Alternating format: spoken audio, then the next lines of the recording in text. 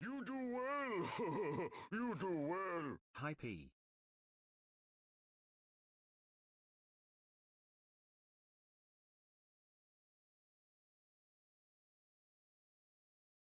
You do well. You do well. Hi Legends.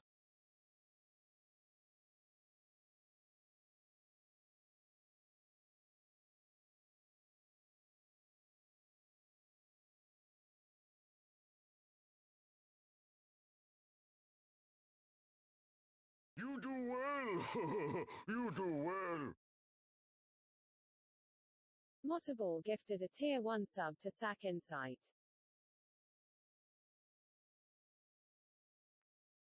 You do well. You do well. Motterball gifted a tier 1 sub to Aditya Singh 95. You do well. You do well. Motterball gifted a tier 1 sub to Starnacorn.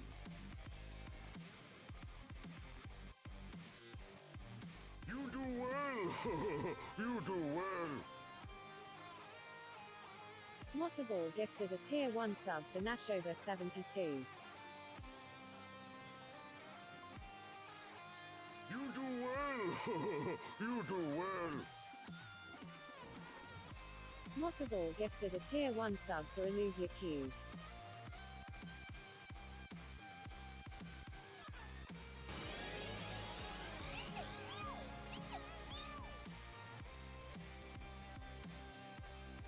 You do well. You do well. Motterball gifted a tier 1 sub to Noble Bear.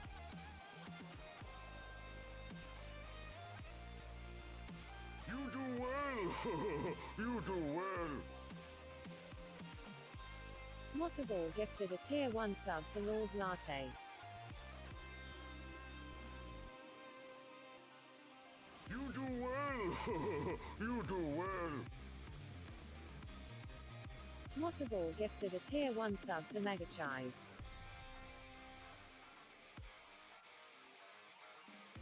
You do well. You do well.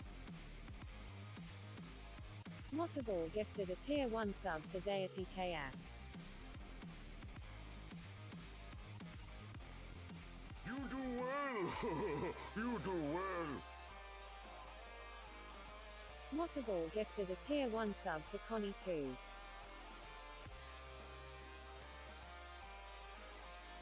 You do well. You do well. Motterball gifted a tier 1 sub to Samail_Alwam. Hello everybody and welcome to Short Lived! My name is Robbin Ridunk, short for Ridunculous, coming at you live on twitch.tv/Robbin Ridunk. It is the first episode of the regular series of Short Lived. Welcome on in everybody. This is ridiculous. Level 5 hype train already. You're all... I love you all. This is stupid. Stop it. Hello, but welcome on and let's get to know our cast a little bit today. Let's start out with Galladay. I'm so distracted. Let's start out with Sarah and go clockwise. Please tell us who you are, and what you do, and the name of your character today. Who am I? I'm Sarah. Hello, I'm the nice witch. I am not really that nice. My pronouns are she, her. I stream. That's it. That's me. My character name. She's called Raziel. Who am I playing? I'm playing Raz. Hello. Hi.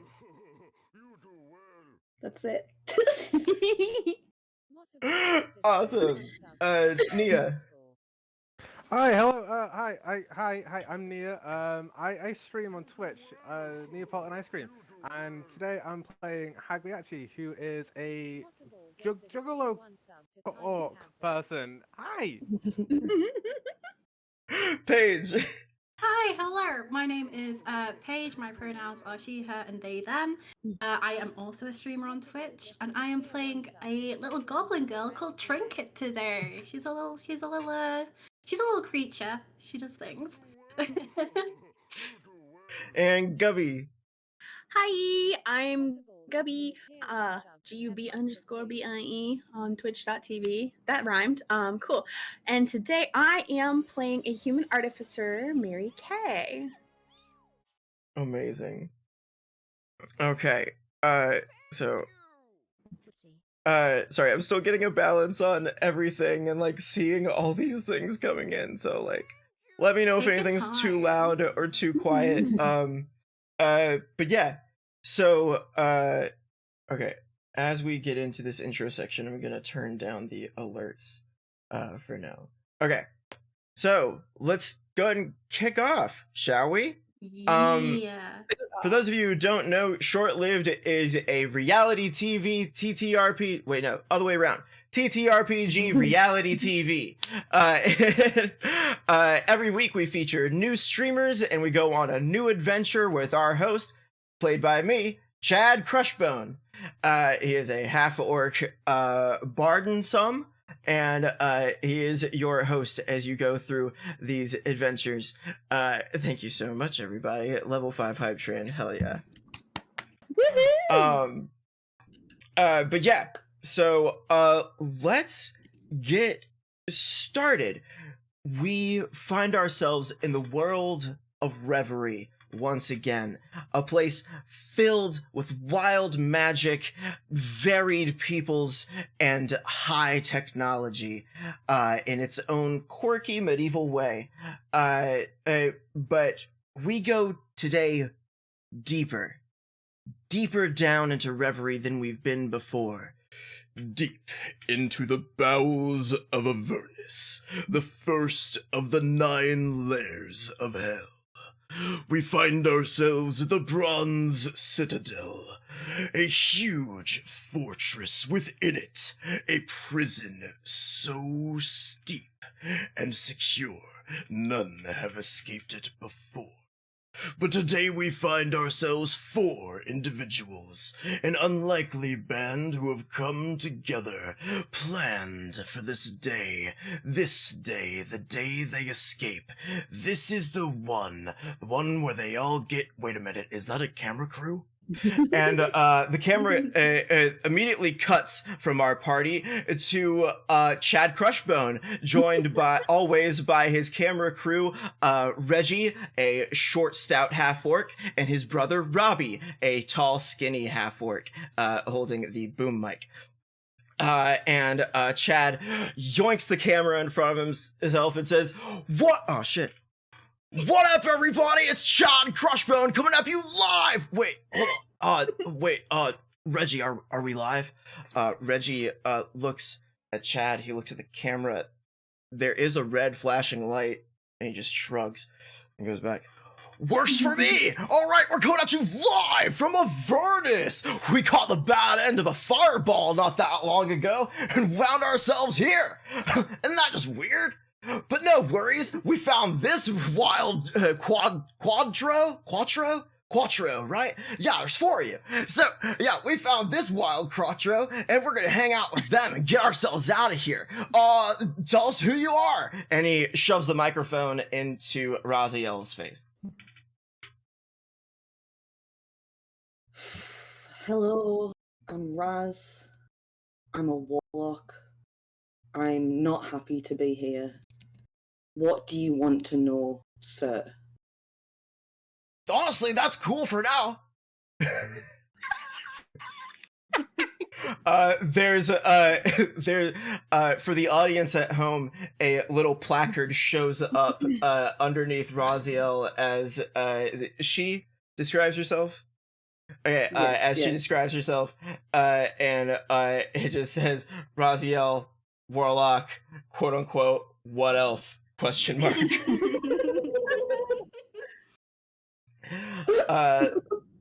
He's like, "Alright, sick!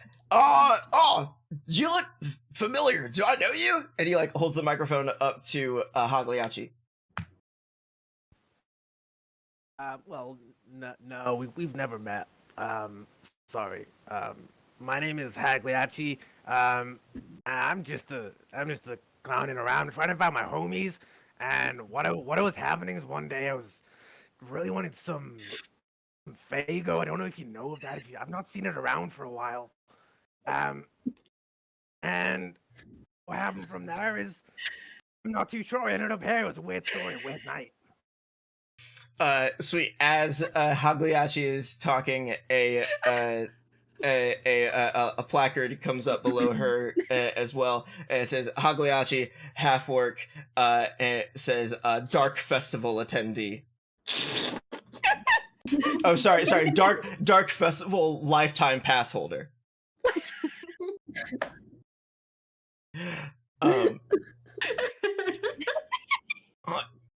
Wait. I know Fago. They have those at the 812s that I go to all the time. Tell me, where are they? Tell me right now. It's been years. Yo, you get me back to material plane, I will totally get you some Fago. Okay, deal. How about you? And he does the thing that like you're not supposed to do to short people. And he bends down and like holds the microphone out to you, Trinket. Hello. My name is Trinket, and I'm just a little creature. Hi, how you doing? It's nice to meet you. Under Trinket, her placard pops up. It says Trinket, and it says Goblin, and below it says just the cutest thing.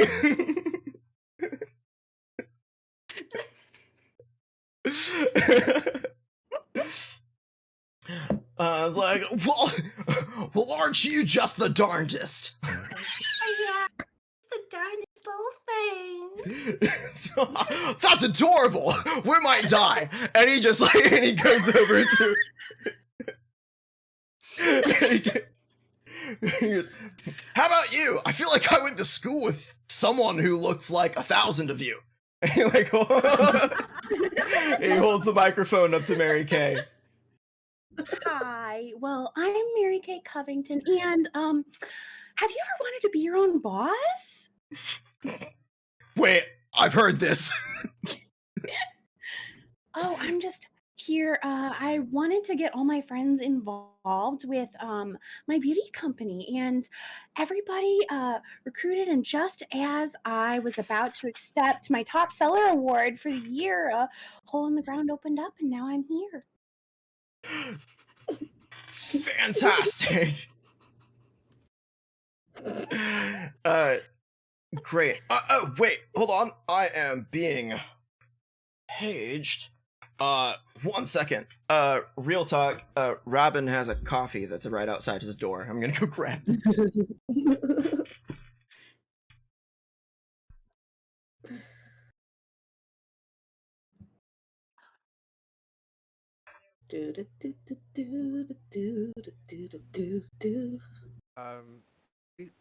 DMCA, please, Sarah.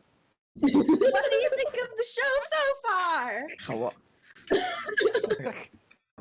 So, you all find yourselves in the middle of a large prison yard. The walls around you are roughly, I don't know, 200 feet high. And you know from seeing many failed attempts before you that there is an invisible barrier as in a dome shape above the entire yard. So escape through aerial means is almost not an option. As far as you know at this point, unless you've done some like other backstory you want to get into. And we'll get into that in a second. But the main way out of here that you know of is just through one of the 4 cardinal direction gates that enter the prison yard. Your general plan as you've kind of concocted together up until this point, is to get out of the yard into the building proper, find your way to the garage where they keep the war machines, and get your way as quick as possible across the burning plains to Spineway exit 666 back to the material plane. And I should have been doing that in my announcer voice, but like, all right, we'll rewind back. Get yourselves to Spineway exit 666 to back to the material plane. And like, as that voice is coming over, the like camera rushes across these like burning plains where like fires like spouting up. There's corpses and broken cities as far as the eye can see, and then you get to this huge ancient. Sorry. Shut up, Moda. I love you. Across the burning plains, up this huge dragon skeleton spine that goes up at an angle, and its maw opens, and at the end of it, you see the huge portal back to the material realm, and right in front of it is a little toll booth with the arm down.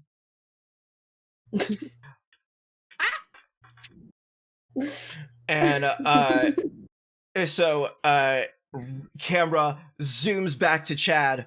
All right, so how are we getting out of here? Now, you all, having been here for an innumerable number of years, you've lost track of time down here. You are more than welcome to think of a way out, and if that requires you to have set up a scenario beforehand, we can roleplay that out real quick. So it's basically like a flashback to you, like, paying off the guard, or, like, getting yourself that key out of here, and, like, all that such.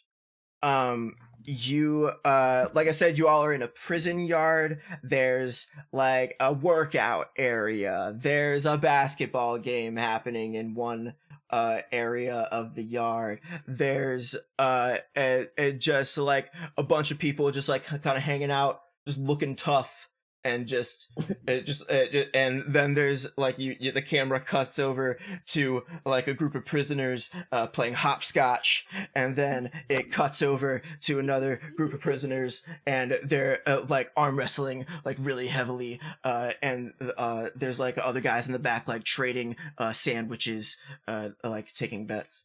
But yeah, what would you like to do? I don't know. Yeah. Everyone at home, I gave them time to think about how they'd get out of prison. The problem is that my character's not a forward thinker. She has no ambition. She has no vision. She is hoping to ride on the coattails of others. So. Well, I don't know about you guys, but Mary Kay did do a little bit of prep. Oh, she did. Wonderful. Because she's just one lady. She realized that she needed a little auxiliary help to create an escape route out of the main cell block. So she wanted to ally with the biggest, beefiest folks in the yard. Now, Robbin, who might that be if you have any? Yes. You know that the biggest dude in the yard is Xander Kaj. He is a like 8.5 foot tall Goliath with like these like huge tribal tattoos all down his arm, and he's got 4 huge X's across the back of his neck, but he is shaved bald, and he's actually wearing like a really big like overcoat that he obviously like got off the black market dealers somewhere here in the prison. But it's like this big, like really nice looking, like down brown coat with like a fur on the inside and a fur collar. But he like wears it like a down a little bit so to like show off his muscular neck and like the 4X's on the back of it. But that's Xander over there. Okay, and since this was a pre-planned sort of thing, I helped him identify some skincare concerns, and Yes, made sure these to prison tattoos get really grody sometimes. Yeah, needs that hydration to keep them looking fresh. So, and also sunscreen. It's hot down here. oh my god, yes. Like he's a Goliath. He's used to like cold, dry climates, but this is like a hot, dry climate. So it's not good. Right. Yeah. Exactly. Yeah. So yeah, I'm sure like he saw you, like obviously like you've got such nice skin and you've obviously like showing off your products all the time. So he probably like approached you on the yard one day, probably like a little, probably a while back at this point. I think you all probably established something by now. But like he probably like came up to you willing to like put down like his rep maybe, but like people are like watching him walk up to you, and he's got like his jacket like half down. He's like, Hey, so I heard you got some like nice skin products. I wasn't ready for the accent. Give me a second. Yeah. Me and my family have been talking about how much your skin looks nice despite everything down here. So Well, I do try to keep up a solid 8-step Korean skincare routine, despite it all. Yeah, So what of are your course, primary right. skincare concerns? I know it's probably really dry and hot, and since you're a Goliath, that's not your ideal climate. Like, what are we working with? Yeah. So obviously, for starters, I got like the typical like just a flakiness around my elbows. Also this stick and poke. And he like turns around and he like drops his jacket a little bit further, and you see underneath his white tank top is just like this infected stick and poke tattoo. Just,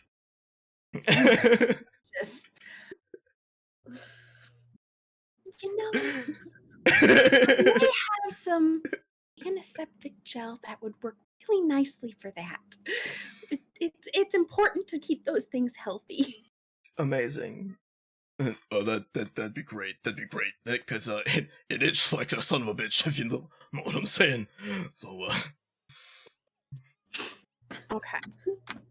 Well, I would probably use, so since I'm an artificer, for those of you who don't know, and this is my first time playing an artificer, I'd probably use my alchemy jug, which can replicate magical items. And I was able to like smuggle it in with me. Don't ask how. And I'm able to conjure up a little something and get it to my friend here, Mr. Xander, so he can fix that Amazing. tattoo up nicely. Amazing. Do you have any branded containers? Oh, I probably have like, let's just fudge it and say it's kind of like 1,000 ball bearings. I've got 1,000 little tester containers. Sure. Yeah, that's totally fine. You Cool, No, it would be such a simple thing to go on Glamazon and buy yourself like 1,000 little little containers. Yeah, totally. You can totally have that. That's an easy thing. Perfect. Okay. Then I've got my little testers, and I'll fill up a little tester with the goop and hand it to him very nicely and gently. Use this one for your tattoo, and use this one for your elbows. Oh wow. This is great. Do I owe you anything for this? Funny, you should ask that. And then would we cut back to today? And then you can cut back. Yes, totally. Amazing. All right. Well, how would you like to use your influence with Xander Kaj? Okay, so on this day, I'm definitely going to be like walking up to him. Hey, Xander, do you remember that little thing we talked about? I'm thinking it's going to be today. Oh. All right. I was thinking it might be coming up pretty soon. I'll let the family know. Excellent, thank you. You are Uh, my favorite customer. Oh, you. You see Xander turn around to the rest of the tough guys behind him.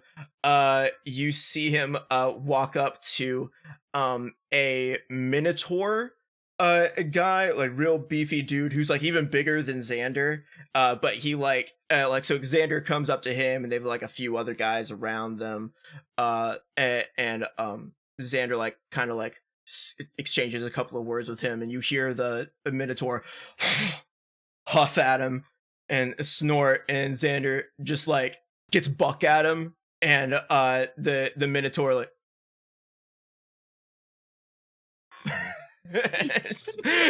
like turns around to the rest of the crew. You see the Minotaur has like his own like big bull tattoo on his arm, as well as like a few other that look like Islander tattoos on him. But yeah, he like turns around and like they all like gather their crew together and they start like getting together, passing the word around. Sweet. So what exactly are you trying to do with them? Are they just gonna like make a distraction? Are they gonna like start a fight or something? Or Yeah, so like depending on how big this crew is, like can you give me a rough estimate? Yeah, Xander has a crew of about like 15 to 20 people, something like that. Yeah. This is a huge prison yard full of souls that have been here for eons or a couple of years or a couple of weeks. Okay. But most people really quickly lose track of time. The only way you can tell who's been here the longest is because some parts of their form are almost like Back to the Future fading away a little bit. And they're becoming a more like part of Avernus kind of thing. So Gotcha. So the sort of plan that I was thinking was, first of all, I'm taking my homie Xander with me. He's coming with us. That's enough. Okay. All right, you're getting Xander out. All right. He's family.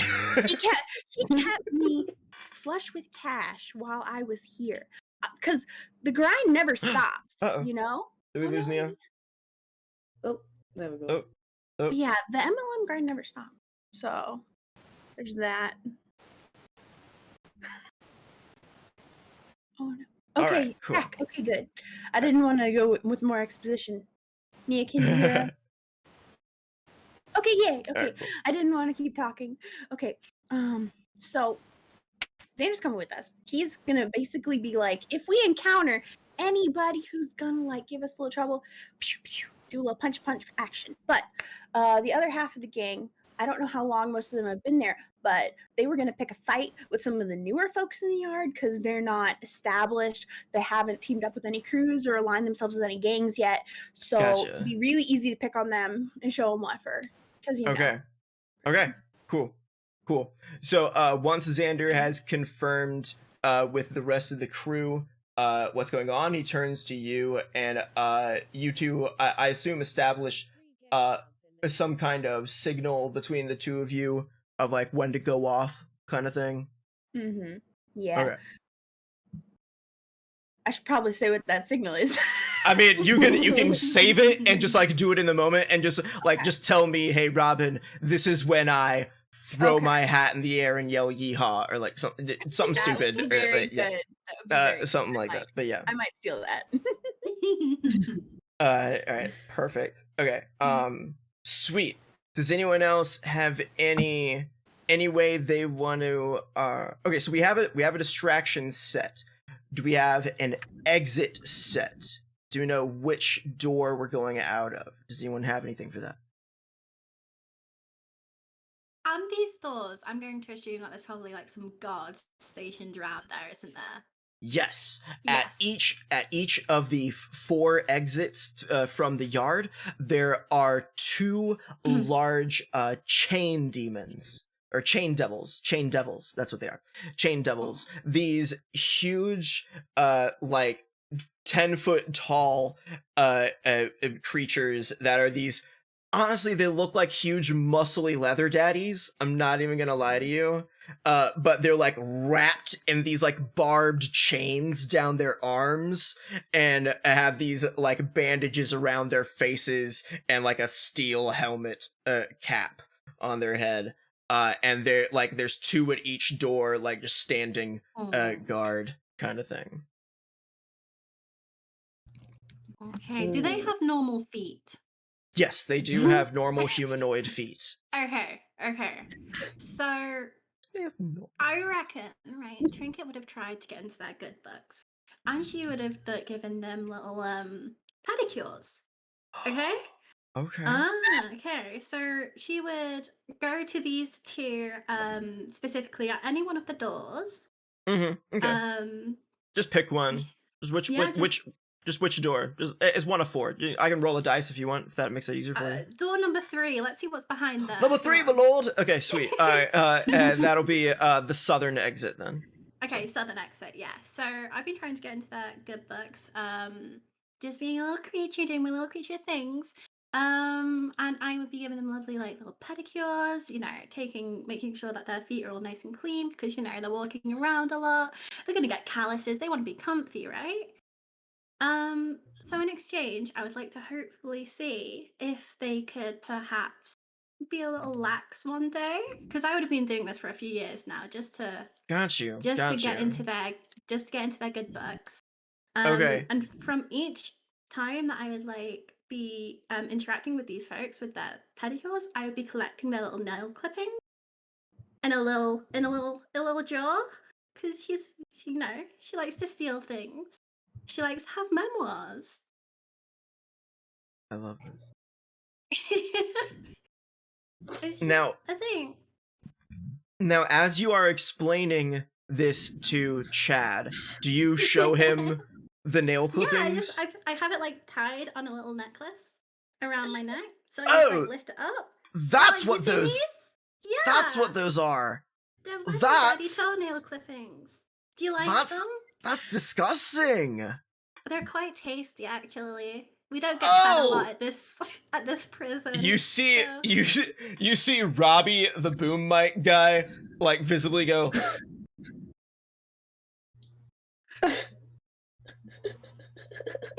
I'm like, try not to gag. I mean, you can try one if you want, and then I walk up to like the would you like some? He releases it, and two mage hands hold the boom mic, and he just starts backing away, and just like, no thanks. I'll pass. It's okay. I mean, you know, like salt and pepper, right? Well, they didn't have any of this in prison. Sorry, Robbie has a higher voice. So, I got some seasoning for them though. Like, you know how I was giving them the pedicures? I have one of the pedi eggs. No, that's fine. That's fine. I don't need none of that. That's cool. Please, just get back to the show. She's the only reason I want to get out of here. And somehow she's coming with us. Is this in your confessional?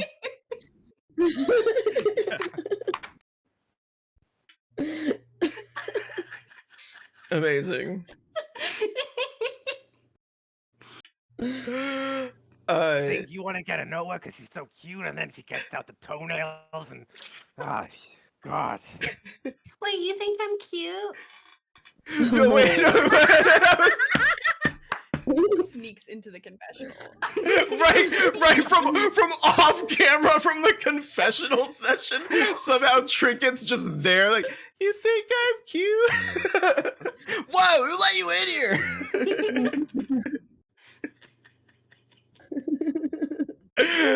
Amazing. Okay, great. All right, so let's role play this out real quick. How did you approach what you know to be his name is Carthax? This is one of the guards at the southern gate. How did you approach Carthax one day about his nail bed problem? Is he wearing shoes? No, he is barefoot except for like foot wrappings, but his toes are exposed. Okay. Exposed toes. Tootsies are out. Exposed. Toddle over to him. I'm like, Carthax, I have something to tell you. Um, Mm. you know Mary Kay? She's been teaching me about foot care. And I've been looking at your feet a little bit. I noticed you have some really long toenails. Could I help you? I'm practicing. And I want to get better at my feet care. Can you help me? I can't He imagine like it's very comfy. he kind of groans at you for a second, but he turns around, but he doesn't leave. He turns around, he turns his back on you, but he raises his foot and he like leans down to look at it and examine it. And then he sets it back down real slow, turns back around to you, and then extends his right foot to you. Oh wow, but thank you. but please go ahead and roll me a sleight of hand check. Sleight of hands. Or if you have 27. Oh, that's yeah.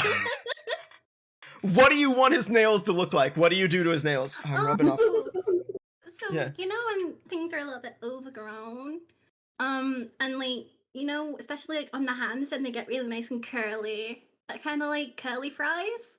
Yes. They look exactly like that, and they're a bit Wait, so they green and weren't curly fries before you've made them.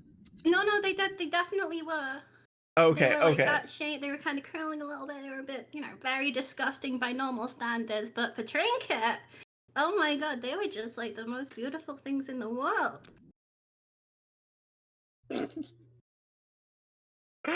Amazing. So you've just like styled and like leaned into the like corkscrew nails. Yeah, That So, like I make them a little shorter, for the comfort, but I Right. make them a little bit more pointy, because he has to fight sometimes, maybe, a little bit of kicking action, I think about my clients' needs too. Mary Kay has taught me really well.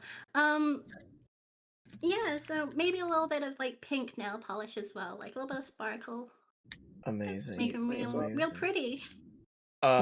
When you are all done,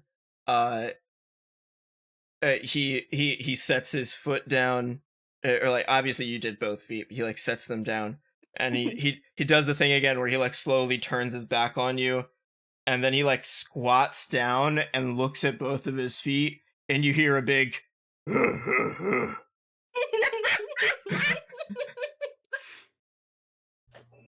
Do you like them? And you see him like lean over his shoulder. He doesn't even turn all the way around. He just.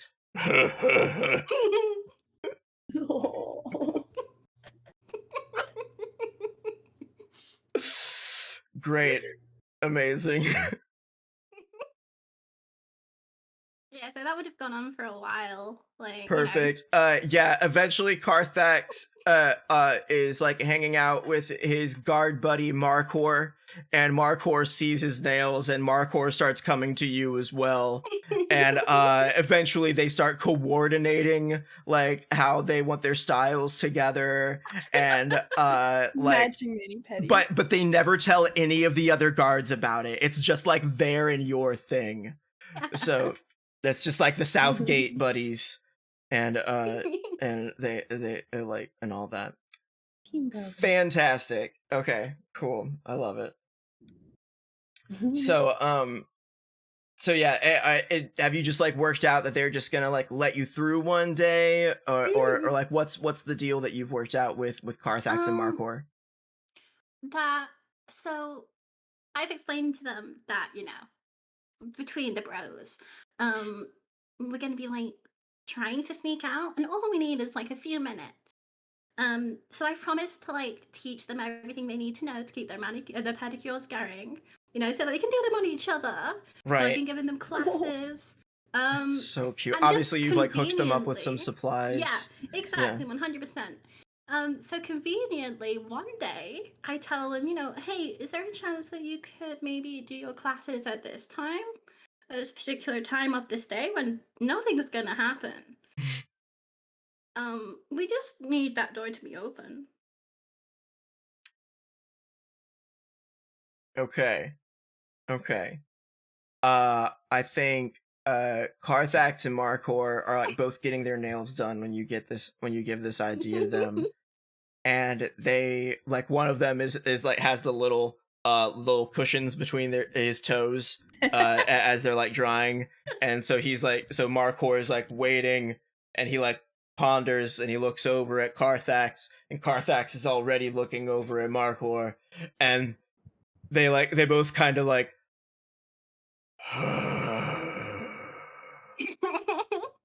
like simultaneously sigh at each other like two knowing friends do, and they both look back at you and slowly nod, and they work out with you in their own way that during a certain hour one of them is going to go to the bathroom, and the other one will still be behind, but that will be your signal that their door is unlocked and you're ready to go through. Okay. So from communicating with them, does it come across that they will, like, that one will still try and stop us? No, but they will but if any other guards like see them letting you through or anything like that, Okay. like it's out of their hands kind of thing. Okay. Yeah. All right. Cool. Sweet. All right. We got a distraction plan and we got an exit strategy. Chat. Yes. No. Go ahead. Go ahead, Nia. Well, in the weeks coming up to the escape, what Hagley actually has been doing is kind of trying to get supplies, and despite literally being a rogue and being able to like steal supplies if she wanted to, what she decided to do is let people know the good word, and just sort of like talk to people about the kind of good stuff that Shaggy Two Throat sort of brings to the world, and sort of like get people on her side by that and doing collections. No one knows. No one knows what they're collecting for. It's just part of the faith. You just collect things. Like you Two Throat. What's up with that? Amazing. I think like through your spreading of the good word, you stumble upon one of the thousands of other souls in this prison, but someone who like strikes a kinship with you right away based on their face paint. And one day you meet a hooded individual, and they come up to you as you're just like spreading positive vibes everywhere, and you hear a very like kind of muffled, Hey, so I'm kind of new around here, and I saw you. and right now he's so like it sounds draconic kind of accent, but they've got like a hood over them and they're real short. He's like, so I just wanted to know if you wanted to be friends, and I could, I don't know.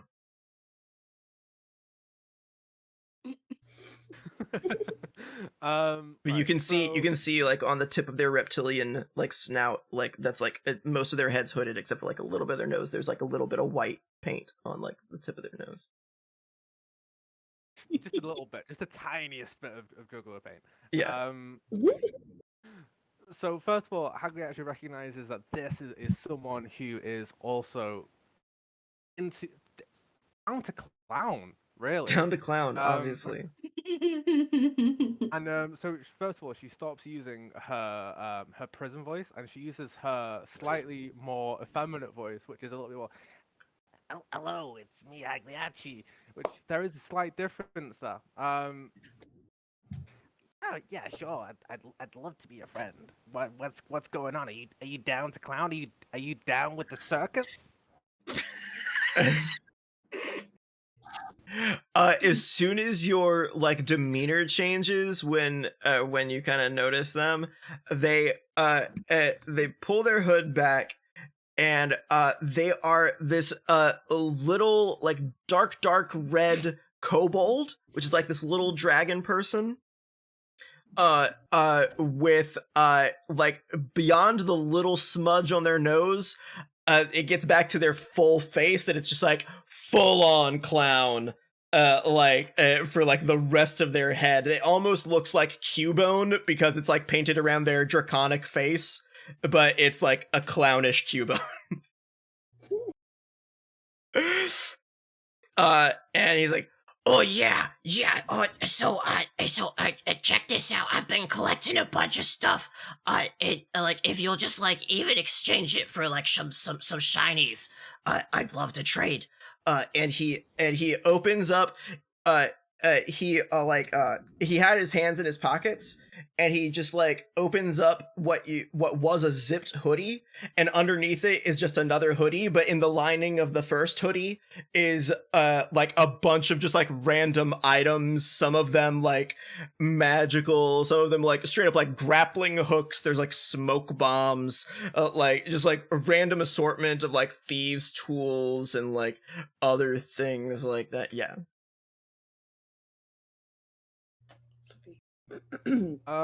Cool. On the day, would we be able to count on you? Because there's a day coming up where we're gonna need some of this stuff. We might be able to we might be able to even help you and sort of like get you on board. I don't know. I don't know. We don't have a head count or anything.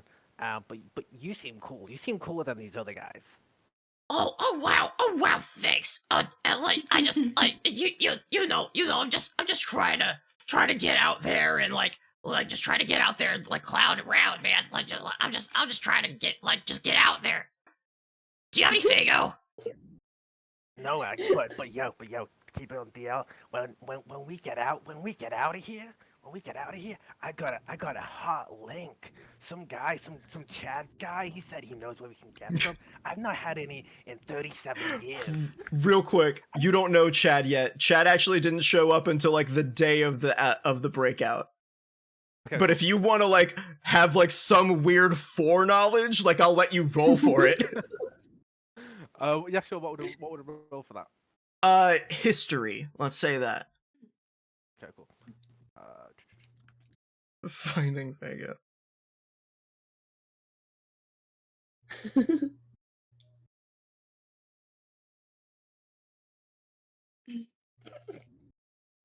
That is a 17. A 17. You know what?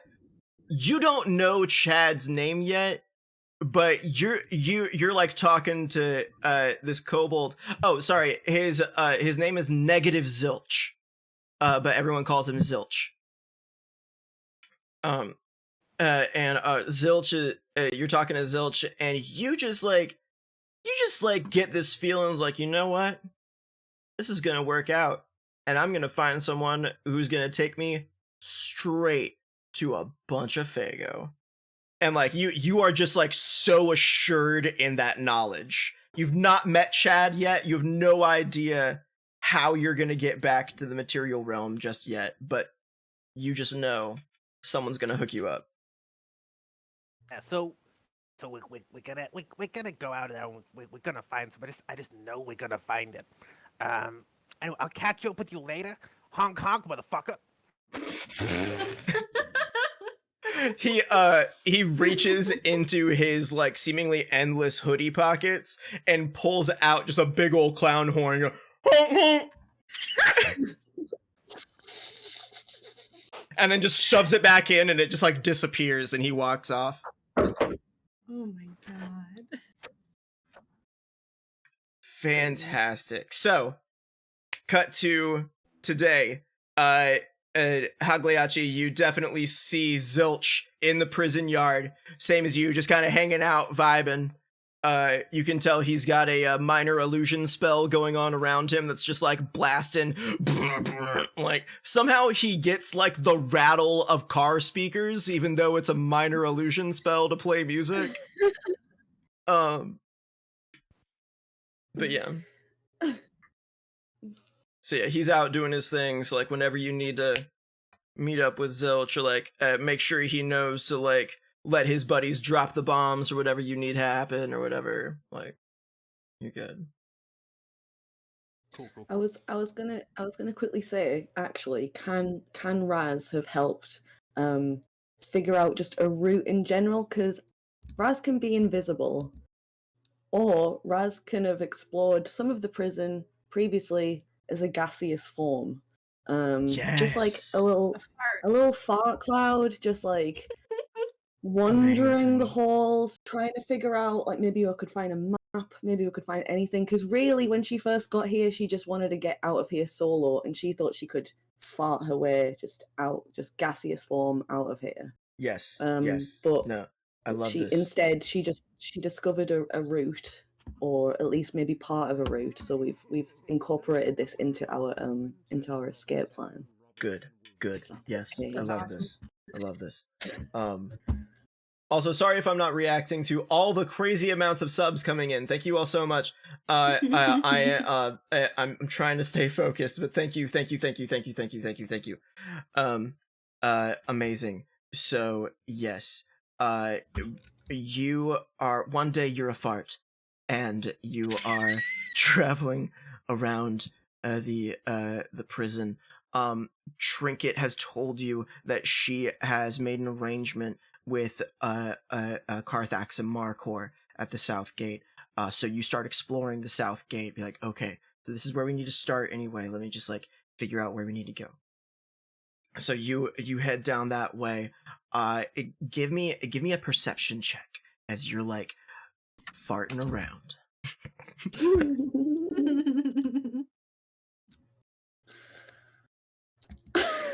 That's an 8. Amazing. Good. Awesome. So you are so you're floating around, and usually you float a little bit higher than you do today, like higher in the hallways and such. Today you're a little bit lower than you usually do. You don't know if that's just because like your mood, maybe just like the air pressure in the room is a little different. It's probably the air pressure. But you're more like right at nasal passage level as you are just like floating through this hallway. So as you go down through the southern passage, you find a really like direct route to the garages. It's just like down a long stretch of hallway, and then it's a left turn to the main mechanics garage for this sector of the prison. But as you are floating around in your like back trail, as you're floating down this long stretch of hallway, you hear a oh god, and you like change your perspective around to look behind you, and you see this little imp who's like maybe like a foot and a half tall, wearing a little business suit, tucked in shirt, and a little tie, and he's holding a clipboard, and he's got like a pair of glasses with like one of those like straps on the glasses, and he's like, oh god, and he like gets a huge whiff of you and like goes over to the nearest potted plant in the hallway and just like into the place. Oh god, I just ate! And he immediately walks into the office right next to that. And you see that this is the warden's assistant's office. Ooh. Shit. Yeah, and each of these offices through this hallway have windows on them, but most of them have like blinds down that are closed at the moment. Through your few times that you've like checked out the hallway just to make sure, like, okay, is this good? What are the guards like around here, kind of thing? You discover that most days these blinds are shut, and it's like not a lot of people open the blinds for whatever reason, unless there is like some kind of commotion of some kind. So okay. Sweet. Cool. Well, I guess can I fart on into the office? into the office? Yeah, Like, this is sure. gonna, yeah, just have it. Is it just in case there's anything like Yeah, you can. cool in there? Yeah, you as he like opens the door. Give me a. Actually, no, I'm not gonna make you check for this. You're a guess. You slip into the door as he like starts to shut it, and you're just like filter. He's like, oh god, it's following me. And he like. And he gets behind his desk and he turns on one of those like really small little desk fans and it just starts blowing. It doesn't do anything to you. It doesn't do anything to you because you're like just a magical cloud of gas. But and it's like one of those like shitty little like Walmart like fans. Like it's like this realm's form of plastic as it's just like sitting on his desk. But you see on his desk like a bunch of like papers and a bunch of different like schedules and things like that. Is there anything you want to look for in particular? Any like guard schedules, like timetables for when maybe the escape route's going to be like watched really specifically? Sure. Give me an investigation check real quick. Oh great! Another one to fail. Oh, 15. 15, that's very good. Okay. You are able to linger in the air without drawing further attention to your stinkiness. I imagine like even in your gaseous form, you've got that cloak of flies invocation, don't you? I imagine there's still a few flies like following you around. So there's definitely like as the imp is like fluttering around himself with his tiny little wings, he's like got a little fly swatter. He's like trying to chase the flies. So he's fully distracted as you like in your gaseous form like scan over these papers. Like two little tendrils of smoke go down. It's like your eyeballs like scanning the paper. And you discover that the day that you have arranged to get out, it will be like this particular hour, about like 3 p.m, will be the lightest guard coverage in that hallway. But as you're looking at that, you see on a piece of notepad, you see the warden's assistant's name in calligraphy that they've written there. His name is Cordy. You see on Cordy's notepad, on that same day, though security will be light, the warden is coming for a visit around that same time. Ooh, that's important information. So I'm glad that we know that. Cool, thank you. Yes. All right, cool. And you float back through the air vents. Get yourself out. Yeah, I fart on back to the prison yard. Yeah. Cool. Awesome. All right. Sweet. All right, I think we're pretty much ready to get out of here. Like, all right, so Chad's like, all right, folks. Like, are we ready to kick this shit off? Are we ready to get out of here? Yeah. Oh yeah. I guess. All right, let's... Not really, but I don't care. Let's do it anyway. Good as All right, 3 out of 4 does it for me. Let's do this. All right, so Mary Kay, what is your signal to Xander Kaj? Well, I do have my omnipresent hat on, so thing that will tip him off, I'm going to take off my hat. Okay.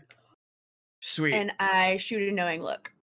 Amazing. Xander like meets your eyes and without any other body movement, just like turns and starts walking towards the basketball court. So he gets over to the court where a bunch of like the newer souls are hanging out, just kind of like just vibing, like trying to get a feel for everything, like waiting their turn to try basketball. Like, okay, I know basketball. I can try to fit in with basketball, right? And so and then Xander comes over and he like gives the big Minotaur a knowing a knowing look, and the Minotaur steps up and he goes, "Do you smell Well, what's about to become gravel. And he just like rams into a newbie and shoving them into the basketball court, and the game just like goes off. People just start shoving into each other. And and just like going off. You see here, let me roll. Oh, I left my dice over there. No. Hold on.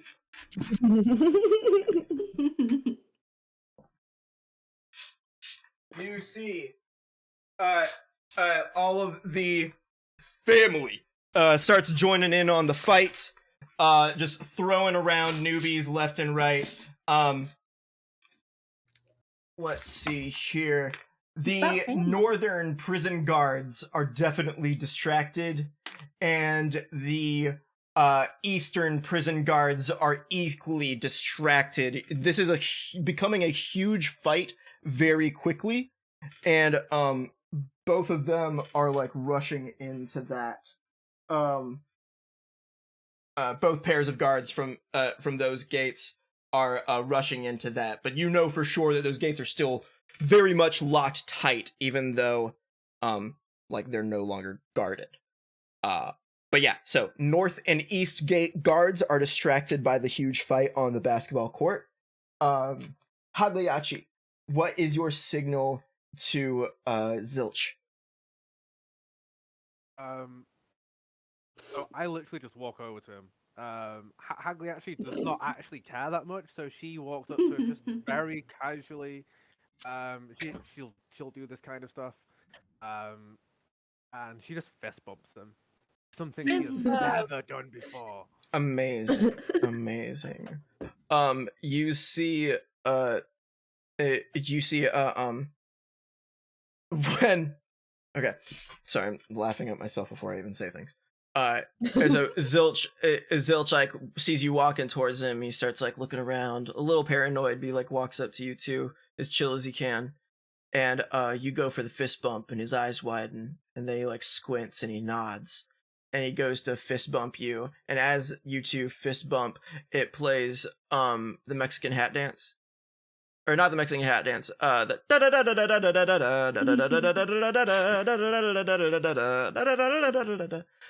It plays that just like as you fist bump and then immediately walk away, but like it hanging in the air there is like that music just plays for a moment.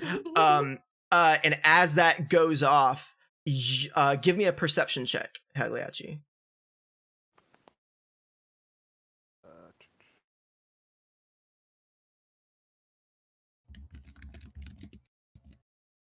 And that is a 4. Amazing. You don't really notice it until it's really kind of already happening. You hear behind you as dozens of smoke bombs start going off in like one quarter of the prison yard. Just like all of a sudden the place is filled with this like blue and pink and green smokes filling the area. And yeah, you walk back to the group, and that's when you turn around and go, "Oh, Zilch did it." To be fair, she doesn't even call him Zilch. She just calls him Zucchini, because that just sounds more like a clown name to Hagliachi. I think ever since you started calling him that, he has like transplanted that into his name. So now he is negative Zucchini Zilch. Lack of zucchini. But now I feel like he tells everyone to call him Zilch, but you get to call him Zook. Zook. Yeah. Nice. Sweet. Amazing. So Trinket, I guess you want to start leading everybody to the door? So I go up, yeah, you I'm look assuming Hagliachi is the tallest, right? I don't know. Sir? Give me a feel for how tall y'all are. Mary Kay, how tall are you? Oh, I'm no more than like 5'5" at the most. On a good Okay. day with On a good day? Hagliachi, Probably about 6'2". 6'2". Okay. And Razio. I'm like just under 5 foot, so yeah, Hagliachi's definitely the tallest. Yeah, Sick. okay. Okay, cool. So Cool. I'd go to I'm just assuming that the guards have like one of them's gone into the bathroom. You Okay. look over and you see that Markor is no longer there, and Carthax is like very badly trying to look inconspicuous as he's like out of characterly badly whistling. Okay, so I But go like to it sounds Hagliachi. like it's like one of those weird like UFO whistles that's like vibrating because of his like vocal cords. So it's like I love him so much. Yeah, okay, so I go to Hagliachi and I like grab her arm and I'm like, Haggy, it's time to go, Haggy, come on, Haggy, we gotta go, come on. The guards, come on. I know you're not very enthusiastic, but we gotta go. Come on. You're the tallest. You have to indicate to everyone for me. I'm very small. I'm just a little creature. Take a drink every time Paige says, "I'm just a little creature." The thing is, right, Trinket is like a menace, and she knows it. So she's trying very badly to convince everyone that she doesn't know what she's doing. She's like, so I don't know what I'm doing. Pagliacci turns to Trinket and then just screams as the signal. just right right in Trinket's face, because Pagliacci has none of it. And that's the signal. Time to go. great. You all move out. As Hagliacci screams and you all are maybe like 50 feet away, Carthax like jumps a little bit and like stops whistling and just kind of like shuffles back into like guard position and gives a little bit of like a kind of thing. And you all are free to walk through, but I will require everyone to roll me a stealth check as you do this. I'm gonna go in a gaseous form. Smart. You're gonna go ahead and use a gaseous form? Okay, cool. You can stay that way for up to an hour, I think. Oh sweet. That's me, baby. I'm gas. Double check the time on gas it, right but now. yeah, you can basically just like be a fart for a while. Wait, I didn't click stealth. My bad. Concentration up to an hour, yeah. Yeah. I'm a fart. Fart mode. So good. I'm so happy with this ragtag team.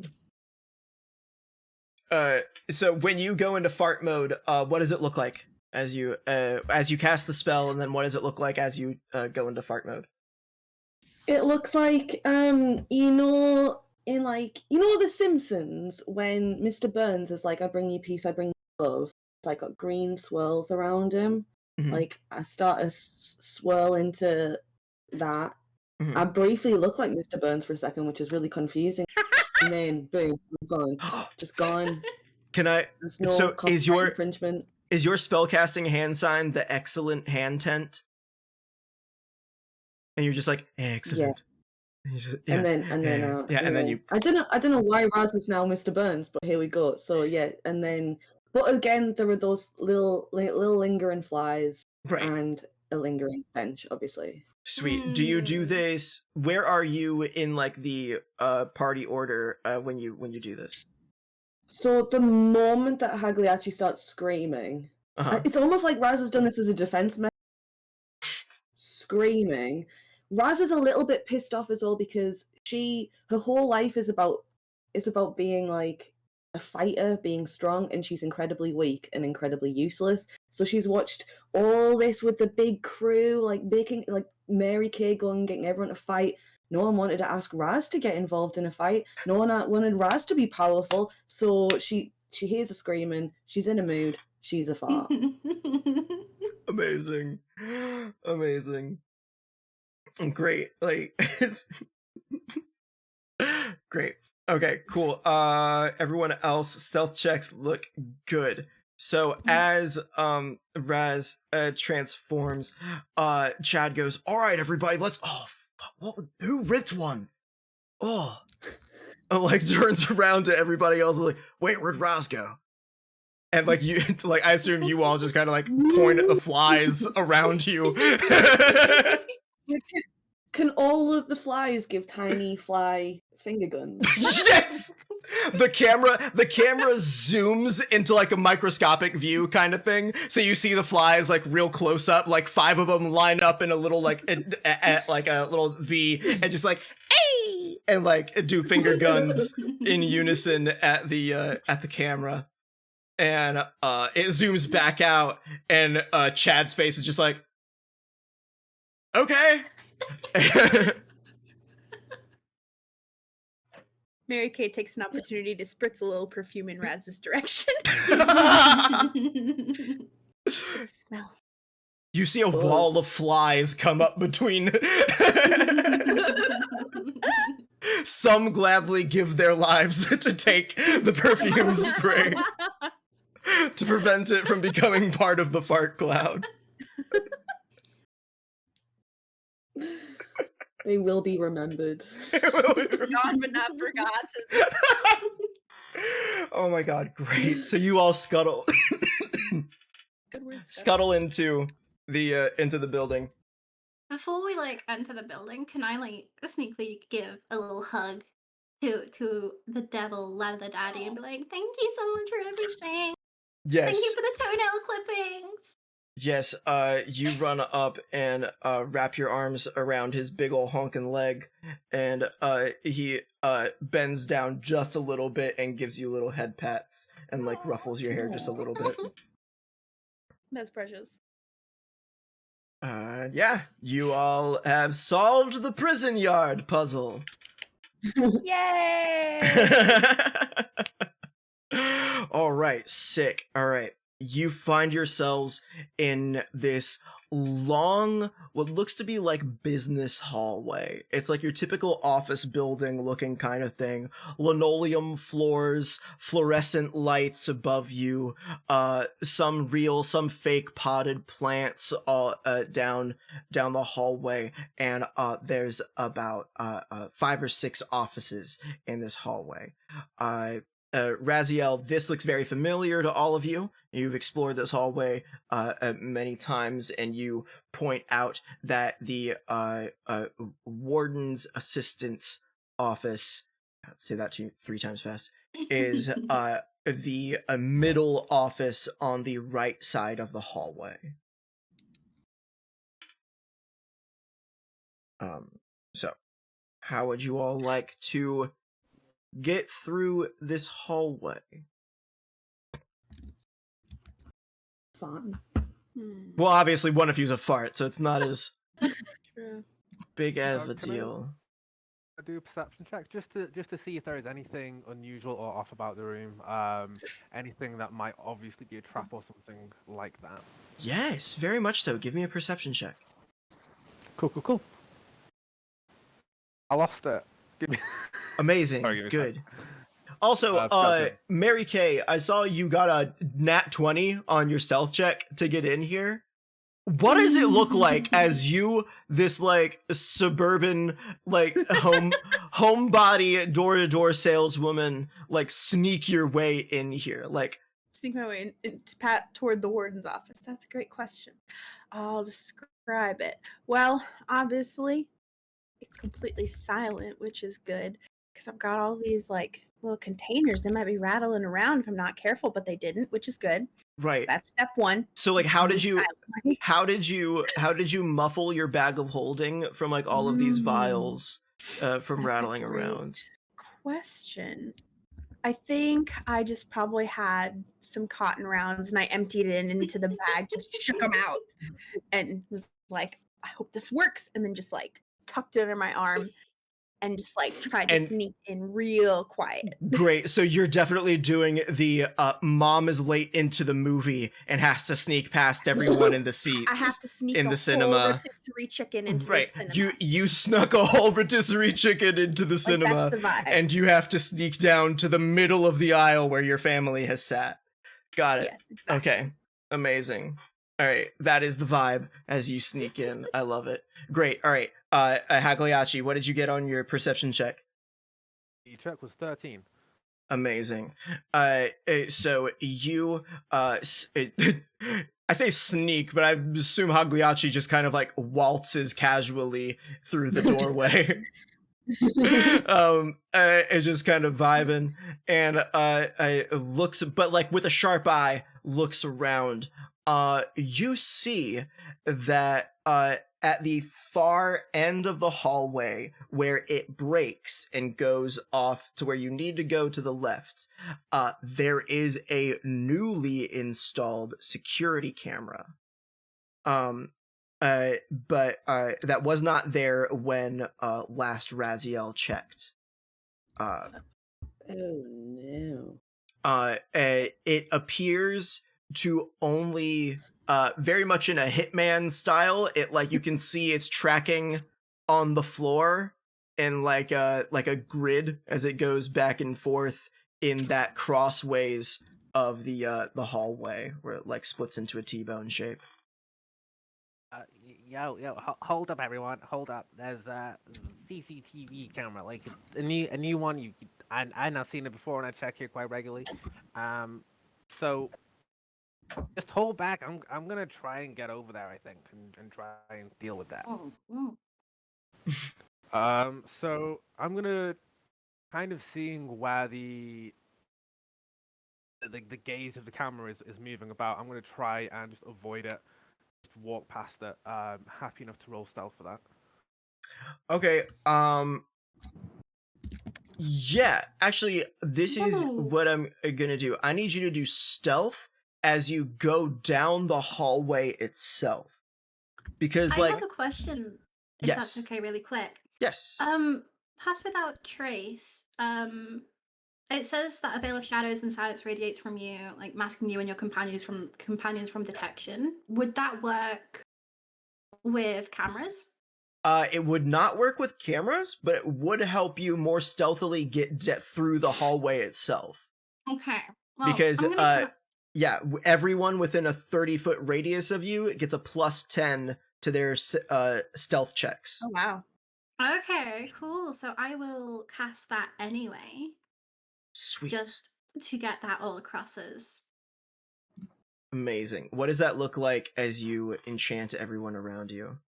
So what I would assume that Trinket would do, she would like just go poof, and like a bunch of like sparkles and like glitter and stuff would like come from her hands and engulf everyone in like little bits of rainbow shadows and stuff, and like, you know, pink and blues and everything, and kind of settle down. She's a bit of a magician. She likes her dramatics. Yeah, sorry, it's like sparkles, it's glitter. Amazing. As you all see Trinket splash you with glitter, you hear that sound effect, like the sunshine sound effect that like happens. You know what I'm talking about. That happens as she like throws. Oh my God, Luke! As she throws glitter onto all of you, and as you all get glitter on yourselves, give me a perception check. Anybody? Trinket, you might not need to do this because you kind of know the magic. But because you'll know what it looks like. You've cast this spell before. I got a 13, but I don't know if I'm affected by this because I am rolled a 6. Oh no, everyone's affected by this. This is just like a group buff kind of thing. Okay. Oh yeah, cool. Yeah. This is a group buff. I'm just like asking for you for the perception check to see if you notice like what the spell does to you, kind of thing. Oh, cool. So as you 21. all, what'd you get? 21. Sweet. 21, yeah. All right. Yeah. Okay. Yeah. I see. All right. So yeah, as you all are covered in glitter, yourself included, Trinket, you look down at the shadows being cast by the fluorescent lights, and your shadows start to shimmer with the same glitter and swirl with the same like pink and blue shadows from Trinket's magic. But everything else about you seems perfectly normal, but your shadows are now like all like swirly, glittery looking. They look like that what was that, like a oh shoot, Gubby, you might know what I'm talking about. It was like this wine that was like opaque, but it was like glitter. Everyone had it in college. Like everyone was obsessed with it. Like it looked like I went to college in a dry county in Kansas. I don't know what to tell you, mate. I'm really sorry. Okay, never mind. It was basically hypnotic with glitter in it. Yeah. Instagram. I've seen like people who like put little glitter drops into their bevs. Yeah, that kind of stuff too. Yeah. But yeah, that's what your shadows look like. So cool, sweet. As you all, Trinket is gonna like huddle close to you all, and you're gonna slowly make your way down the hallway. Everyone, give me their stealth checks now, and just add 10 to the result in your head. Ooh, that's a 29. It's a spicy meatball. What was that accent? No one let me do accents anymore. So with the added 10, it would be 21. Yes. I got 26, which I believe is a spicy meatball. With the 10 added, I got a 19. Is Tagliacci canonically Italian? I don't think Italy exists, but she is from Isle of Noy, which most people just say Illinois, which is nowhere near Italy. Great. Illinois. I imagine the Isle of Noy doesn't even really have Mediterranean accents. Like it's They've got great pizza though. Right, great pizza. Okay, great. So the lowest out of you was a 19. Okay, that's good. So as you all are going down the hallway, you get about halfway down, and to your right, you hear a loud on a desk from inside, and you hear, "Damn it, Cordy! I just don't know what to do anymore. Like, someone having a crisis? No one seems to respect me. They even made me install that display in the hallway with that replica of Zariel's crown. Like, why would they do that to me? She replaced me as the ruler of Avernus, and now I have to look at that every day as I come in here." And you hear Cordy's little impish voice. "Well, sir, I'm so sorry. Like, I didn't have any choice but to sign off on it. Asmodeus, it came from above. Like, even Zariel, I heard she tried to get him to not put the replica of her halo in there, but he was like, no, I need to do it. And he to be honest with you, sir, I think it was pretty obvious he was just kind of fuck with you." I know, Cordy. I know he was. But yeah, you hear all of this coming from the office, the warden's assistant's office. And as you all hear this conversation, you look over, and the blinds to the office are a quarter of the way risen. But it appears that the warden's huge body is blocking Cordy's vision through the window for the time being.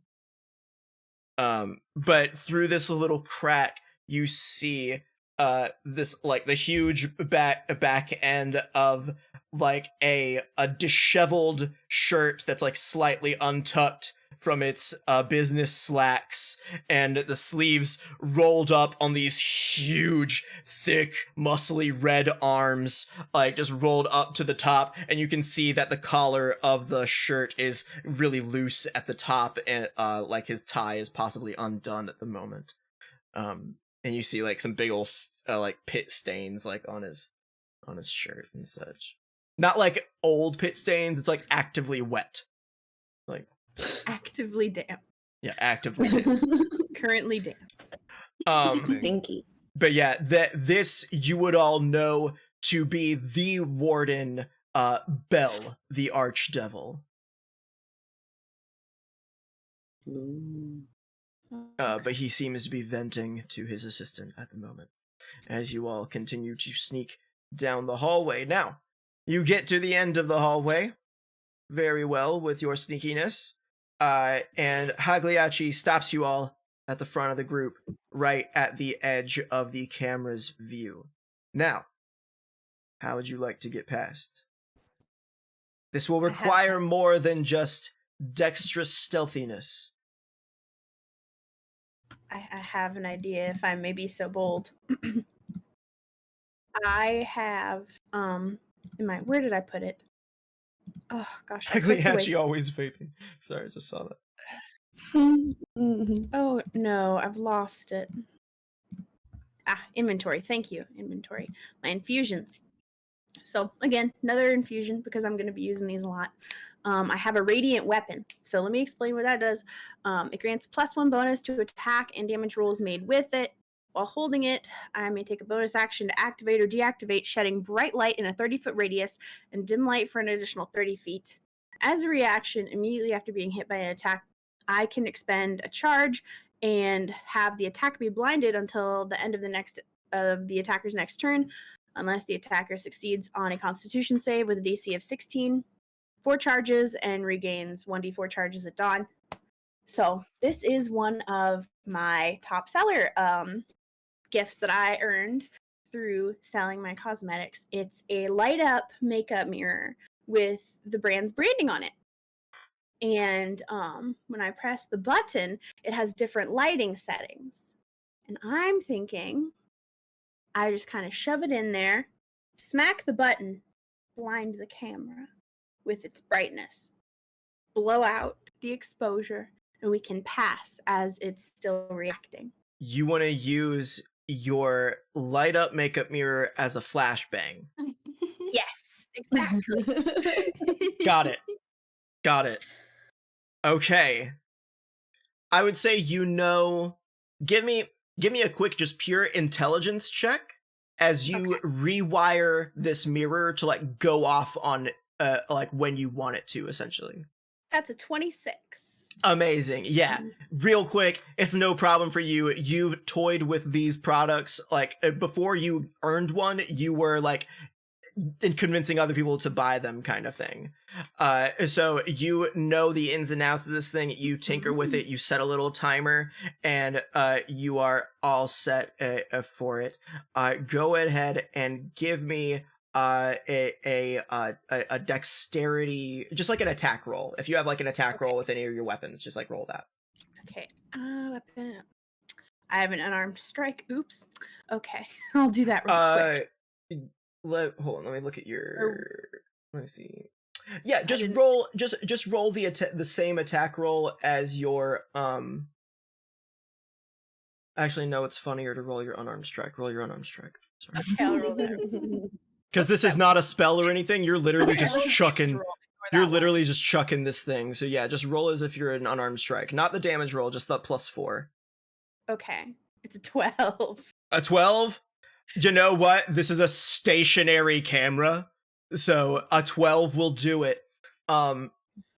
You chuck this thing at like an arc from like your position and get it like just above where the camera would usually pick up, and it falls, and your timing was just a little bit off, so the camera catches a brief glimpse of itself in the mirror before the flash poosh goes off, and you see little bits of sparks shoot out of the front of the camera, and it is flickering for a moment, but you don't know how long this disruption will last.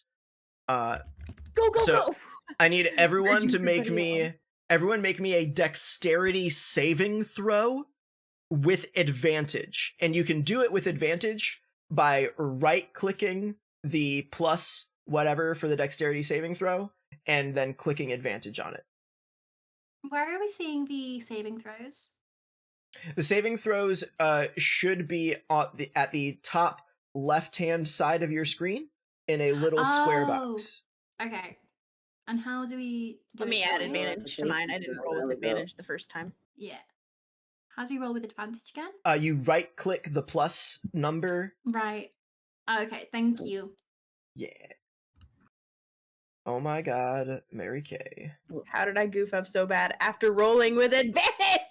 So, for everyone at home, Oh. Mary Kay has rolled a There 5. we go. Chad sees you, like, toss the thing at the camera. He's like, whoa, that's a really nice looking mirror. I should get me one. Sweet. Hagliachi is a 27. Okay, great. That's amazing. Sweet. So, Trinket, why do I have 2 from you? I'm gonna go with the first one. Oh, wait. Oh, I see. Because you rolled. I see. Yeah. Got it. Cool. Perfect. That's very funny.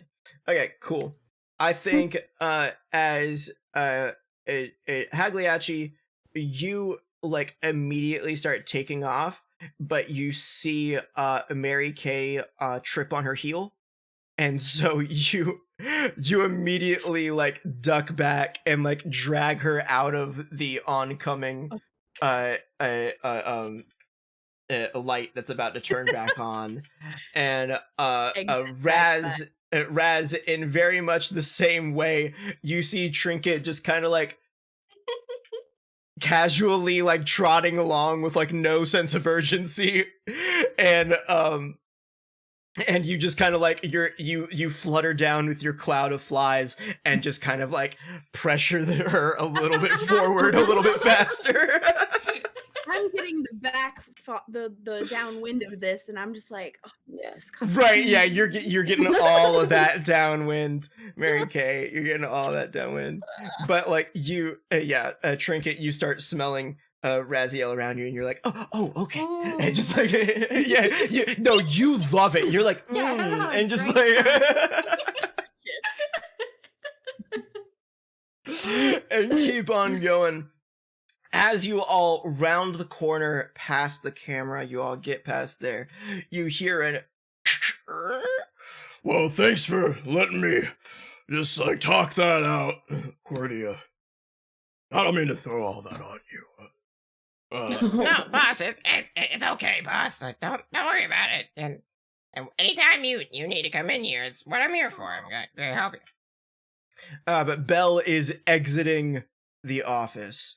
Those of you who like sneak a glance around the corner, you see this huge red archdevil with wings like tearing out of the back of his shirt that are like folded up, and these like tall horns just ever so slightly arched out of his head, and he shuts the door behind him and just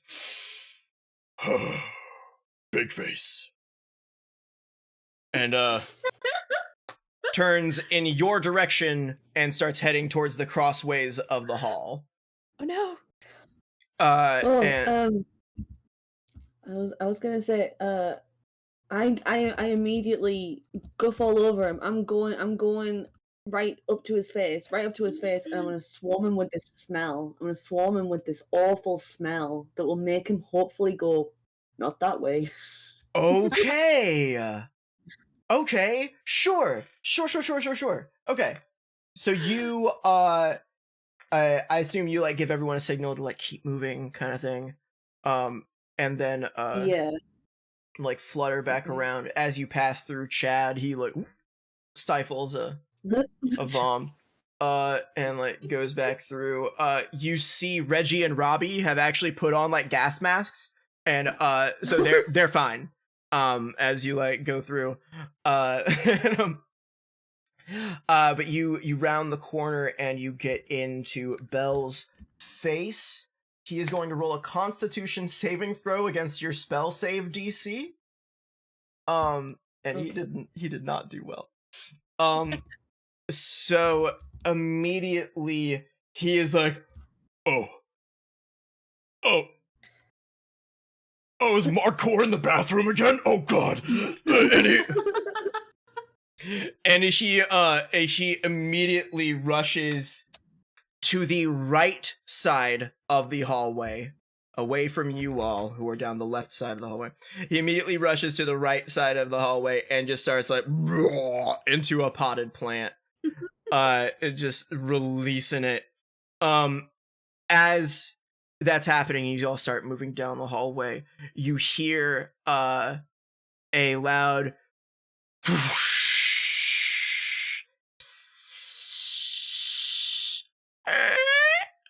and Raz, as you're leaving that part of the hallway and going back around the corner, you see Markor walk out of the bathroom. and Belle immediately goes, I fucking knew it, and just like full on turns around and like starts like giving Markor a once over for just like shitting up the bathroom again. As you are going down this hallway, Trinket, give me a perception check. Okay. 17? Trinket, you are kind of like in the middle of the group as you're like walking down the hallway, just a little happy self. And out of the corner of your eye, you see this big trophy case. And it's full of like Warden of the Year awards and all these like prison football league champions and like all this stuff. But at the top center of it is on display, says Crown of the New Archduchess of Azriel, and then in parentheses replica. But it is this flaming halo that is alit with these like magical flames flickering off of it, but it is floating at the top center of this display case. I'm gonna stop dead still. I'm just like stopping. Just anyone who's behind me is just gonna go right into me. I'm looking at it. I'm gonna point. I'm gonna be like, I need it. I really need it. I need it right now. Like a small child that needs to go to the toilet. Yeah, except that this is better. Okay, so the crown. Is it inside of the thing? Like, is there It like, is glass? inside. It's behind glass doors. It is inside a glass case. Yes. Okay. Do I see any way that like maybe like a key could fit into it, or like anything at all that could open it? Give me a quick investigation check. Okay. 5. A 5? Cool. Yeah. You know it's a glass case, and you know it must open somehow. Okay. For the life of you, you've no idea how. Okay. I'm gonna walk up to it. I'm like patting on the case, trying to see if I can feel anything, if there's any discrepancies in it. I'm like tapping and like feeling my little fingers on it to see if there's any way that I can definitely get in, or without making too much of a noise. Okay, cool. Give me a sleight of hand check. Ooh. 13? 13. Okay. As you are tapping on this glass, feeling around, your extra sharp goblin fingernails that you have taken very good care of, seem to find a resonance with some parts of the glass. And as you tap, you hear a tap. And from one of your taps comes a little crack. Oh! That starts. I'm gonna keep tapping.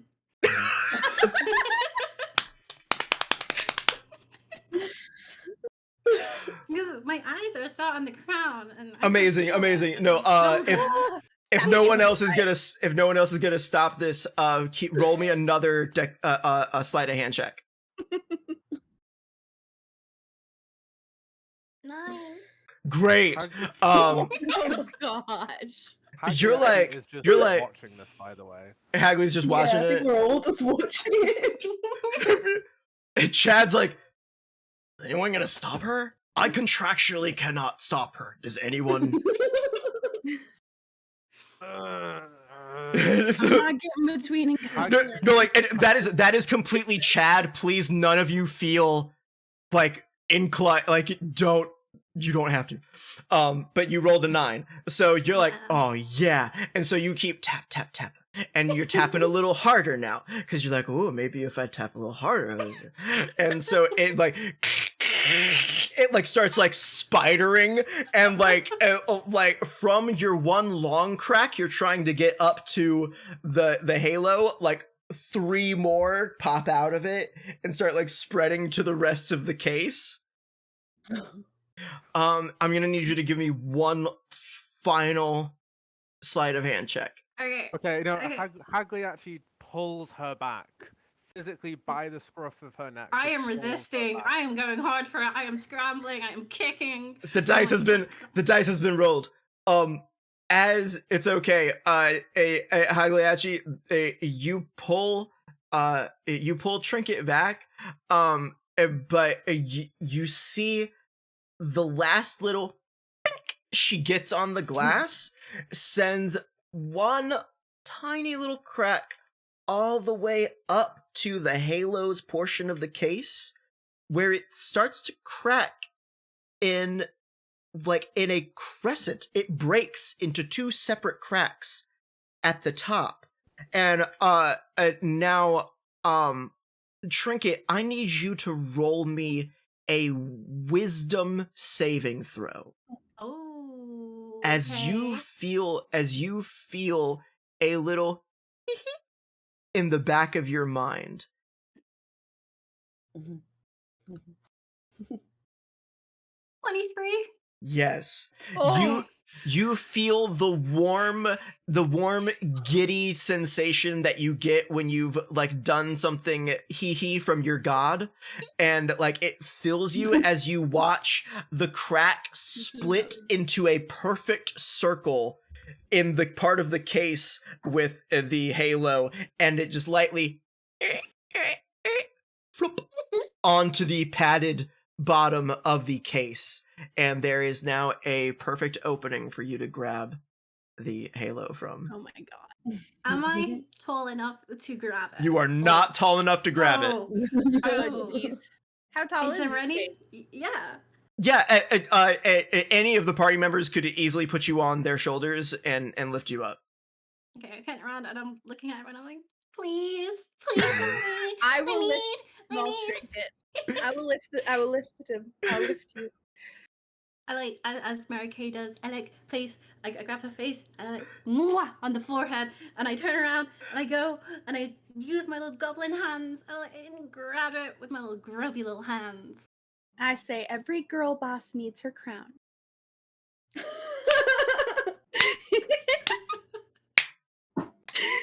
Hagley actually literally starts retching. Yeah, at that point, Raz is going to ungaseous form, and he's like, "What?" You wouldn't understand. That's condescending. And, right, I probably wouldn't. I have no idea what any of this means. Sweet. Trinket.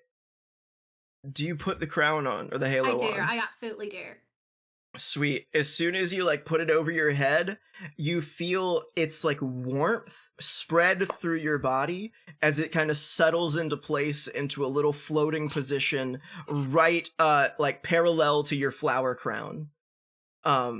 And it takes on, as it settles into your head, it takes on less of an orange fire hue, and now it's like more of like a soft orange pink on top of your head. But yeah, from now on you may add a d6 of radiant damage to any damaging attack or spell you do. Ooh. And it can essentially do a Dragon Ball Z solar flare twice a day. That's sick. So All right. but yeah, you all can see the entrance to the garage at the end of the hallway if you would like to continue down. Yes. Sweet. Just toddling down. Making your way down the hallway.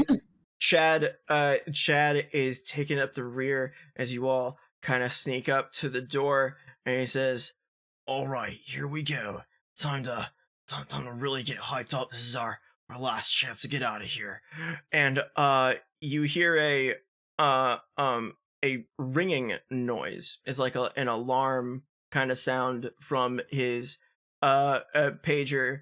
And it's a da da da da da da da da da da da, and he picks up his pager like, oh, okay, and he turns back around to Reggie and Robbie, the camera crew, and he says, "All right, everybody, looks like we're about halfway through, so we're gonna take a quick commercial break. We're gonna be back in about 15 minutes or so. We'll catch you all on the flip side." Do y'all have any reaction to Chad immediately calling for a commercial break? I think it is just like, he's like, yeah. We need to find a vehicle. Trying to escape, and you're being extremely loud. Yeah, Chad. Trinket, please. Your phone. Hagliachi, what are you doing? Hagliachi sits down and then gets a sandwich out of her pocket. It's not like wrapped in anything. It's just a sandwich that's just been chilling in her pocket for no one knows exactly how long. She sat cross-legged on the floor. As soon as you hear the word break, Hagliachi's like on the ground, sandwich out. She picks something from the sandwich, just checks what's in there just to remind herself.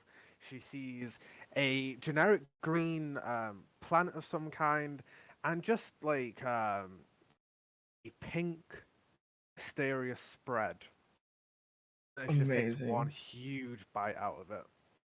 Amazing. But yeah, Chad cuts to commercial break, and the viewers at home see an ad for Lego waffles. I don't know. Wait, no, that's a real thing. Lego and Waffles did a partnership. Never mind, I can't do that. It's a commercial. We're all gonna take a break, everybody. It's gonna be a 15-minute break. We'll be right back. It's a short-lived in a little bit. If you are a subscriber, you will not see an ad. If you are not a subscriber, you will see an ad.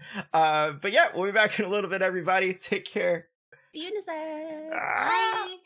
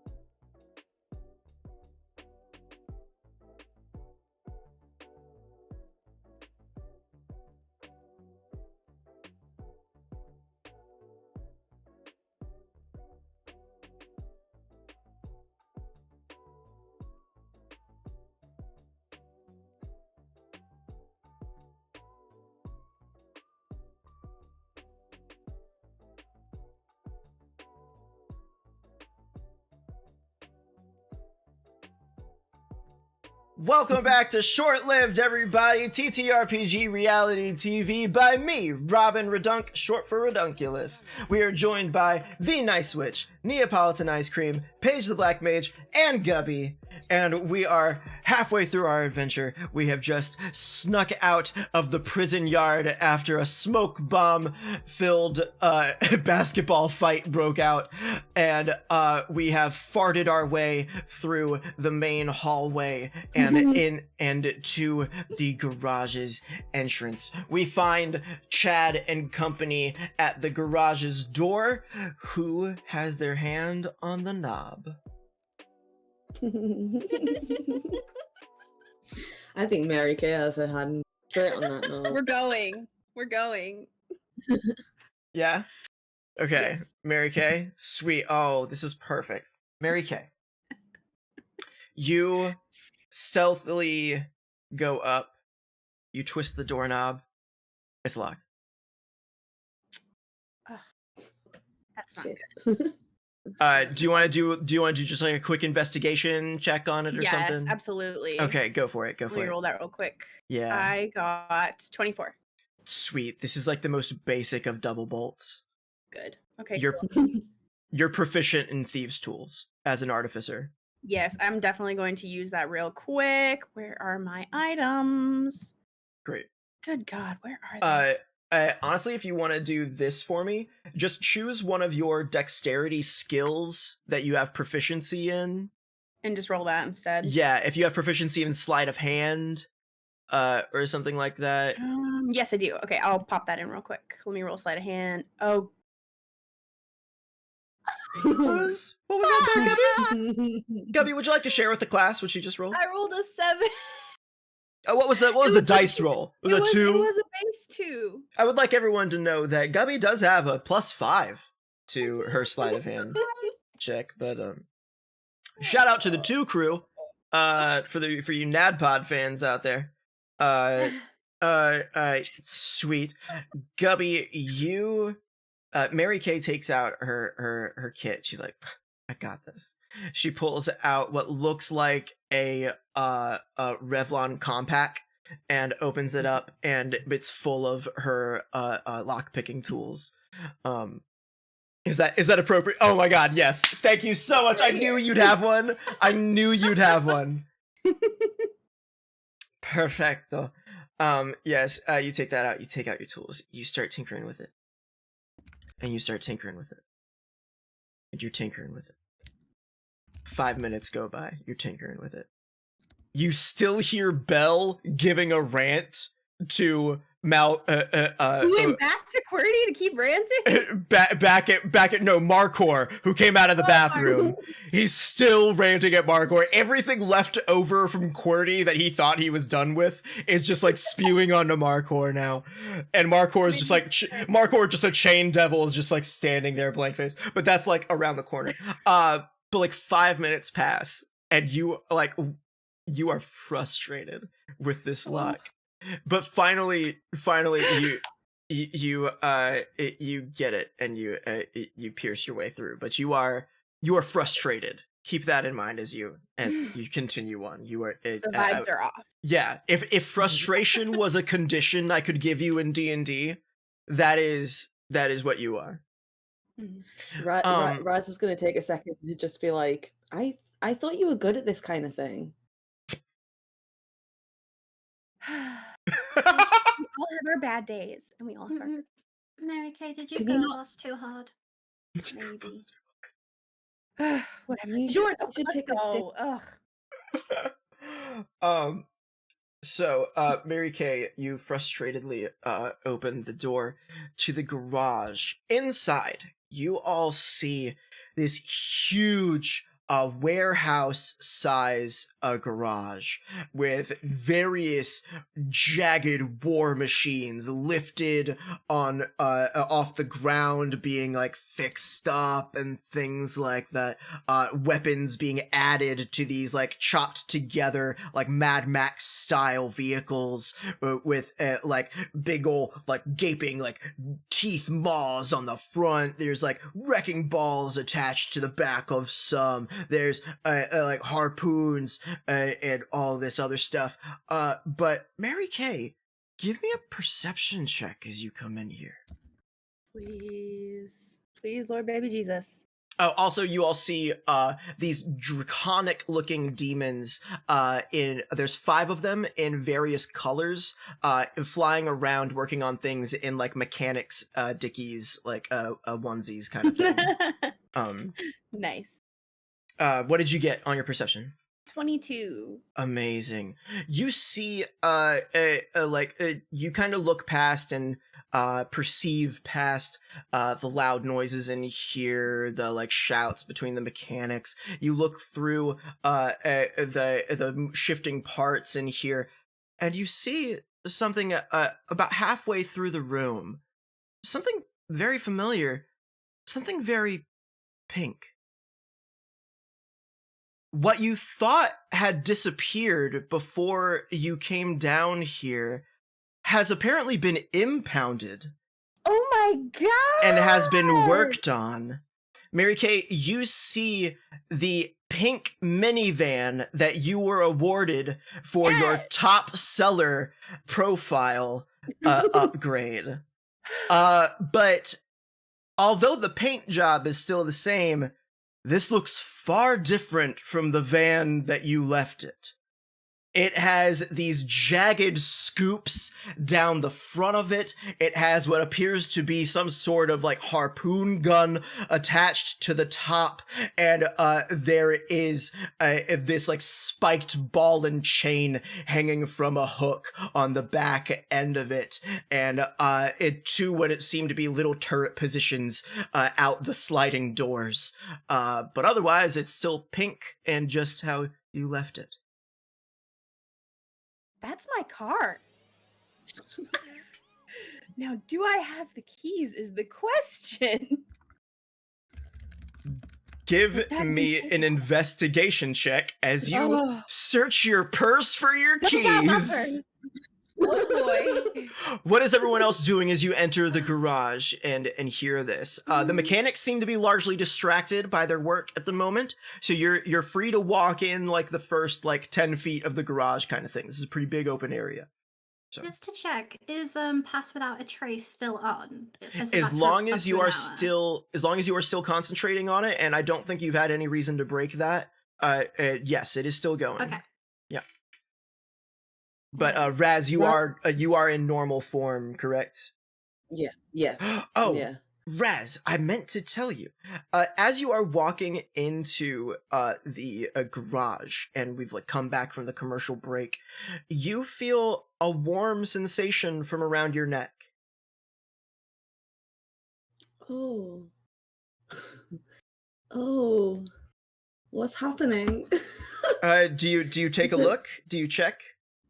Yeah, I check. I check. I check. Do you know what I'm referring? Would you know what I might be referring to? I know.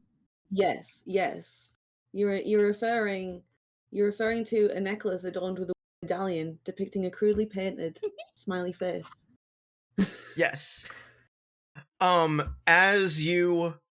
As you walk into the garage and you feel this warm sensation from your necklace, you look down, and as you look at it, the smiley face, like very like at the beginning, like very like white person you crossed on the street smile at you, kind of smile. But as you look at it and you feel the sensation, its grin becomes more mischievous as it looks at you, and you recover any of your warlock spell slots you have lost. Yay! Oh, sweet deal. I'm gonna give it a little squeeze. Mm-hmm. And then the thing is, like, Raz, when she feels these warm, squishy moments, you know, when she feels like that little smiley face, she likes to push it away. She turns to Mary Kay and she looks at the car and she looks at Mary Kay again and she's like, "What is that?" You It's a drive major in that. award. You drive in that and you manage to respect yourself. What is that? Do you want us to escape from Fragile! hell? You want us to escape from hell in that? Well, it Do you not seemed have that they pimped my ride, so to speak, so I think we'll be okay. Well, it couldn't be any worse, could it, Mary? No, it couldn't. It has weapons now. We'll be fine. Do any of you know how to man a harpoon gun? Because I'm driving. I'm still digging through my purse because I rolled a 13, by the way. Is it Right is it now. a stick That's fine. shift? Well, I could figure it out. Maybe. Because I learned how to drive stick, so I could drive the You are not driving my car. I'm the only one on the registration. Does registration matter in hell? Well, good point. For someone who's so worried about the rules, it's weird that you are here with us right now. Well, I Says think the- it says may the- have been a few people too many I recruited, and maybe the company went bankrupt, and maybe a lot of people lost their lives. I don't know. That's just not me, obviously, but As the others are having their little chat, I have walked up to the van, Oh my god. and I've got some lipstick. Yes.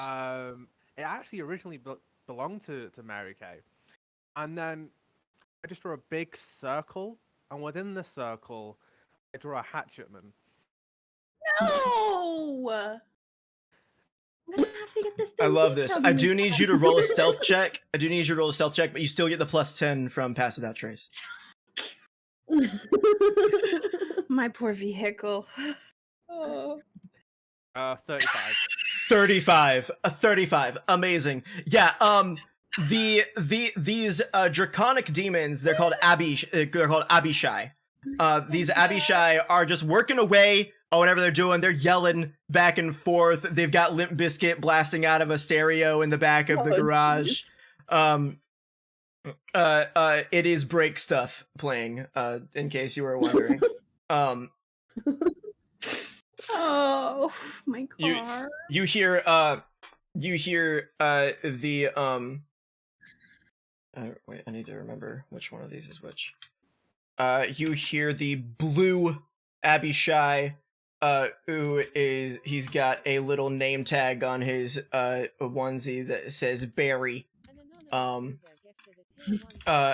You hear Barry shout out, "It's just one of those days!" And it just like it goes back to working on whatever he was doing. And like they're all just jamming out. But yeah, Hagliacci, no problem at all, sneaks right up into the van, like in between all of them, like none of them notice this, just like waltzing up 6'2" Juggalette as she draws a big ol' hatchet man on the back of it. Oh, what color is a lipstick? At least tell me it's a complimentary shade. With a 35, I'm not even sure most of you having the conversation see Hagliacci walk away. True. Um, I'm still no, digging it's through my bag. not. It's not complimentary. Oh, it's despite probably it like being red. bright Despite it orange. being red, it somehow does not match at all. And Oh, just it's an like the orange finishing red. touch- My car is a blue pink. A more blue tone. Oh, and the just as shade a, matching. Oh, just as a little finishing touch, Hagley actually also pulls out some hairspray to act as fix, and then just walks away. Well, Hairspray I is think used it to looks leave a great. white film, by the way. oh, White God. film. Oh, I'm gonna have to get my car repainted after this. Oh man. Great. If you dare paint over that, I am coming for you. I am coming It's for my you. and- car. Wait, To be real, fair, your car looks so much cooler. real quick, I just want to clarify, Hagliacci, you walked up, drew that on the car, and then walked back to them, all with that stealth check, and then pointed out what you did. Is that clear? I'm asking Nia, I'm asking you, is that what Hagliachi did essentially? Yeah, yeah. Okay, cool. Cool. I just wanted to. All right, yeah. awesome. Great. All right, so are we? I guess the plan is to get the van. These dragon dudes don't look super friendly. I love this song though. It's a good song. This is what is this? Wet Scone? Is that how he plays this?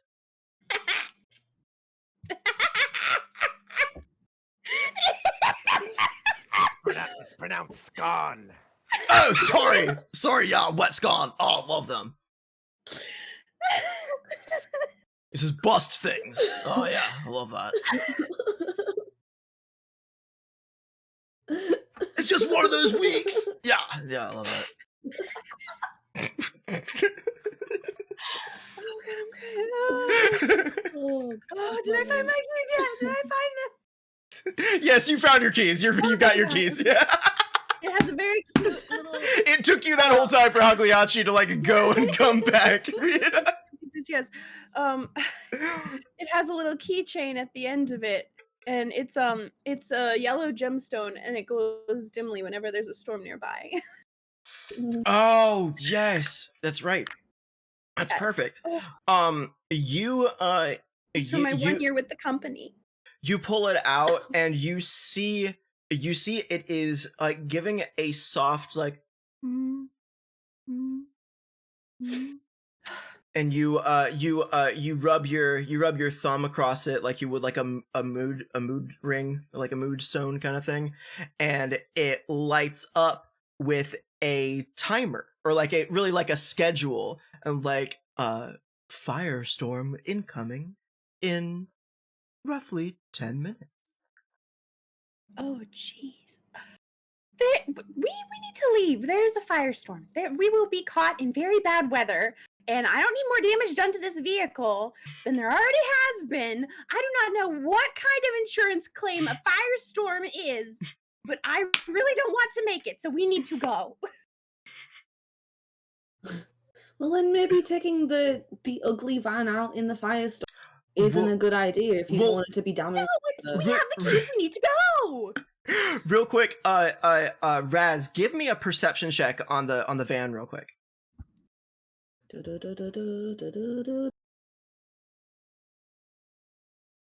That is a 19. Yeah, this van actually looks like it's been worked on the most in here. It's the most ready to go vehicle at the moment. Why did they pick of all of the things? This doesn't make any sense to me. There are cool. there are like a pair of like cool like devilish motorcycles off to the side that like they look like they're in mid repair. Like they look in good condition, but they look like they're in mid repair kind of thing.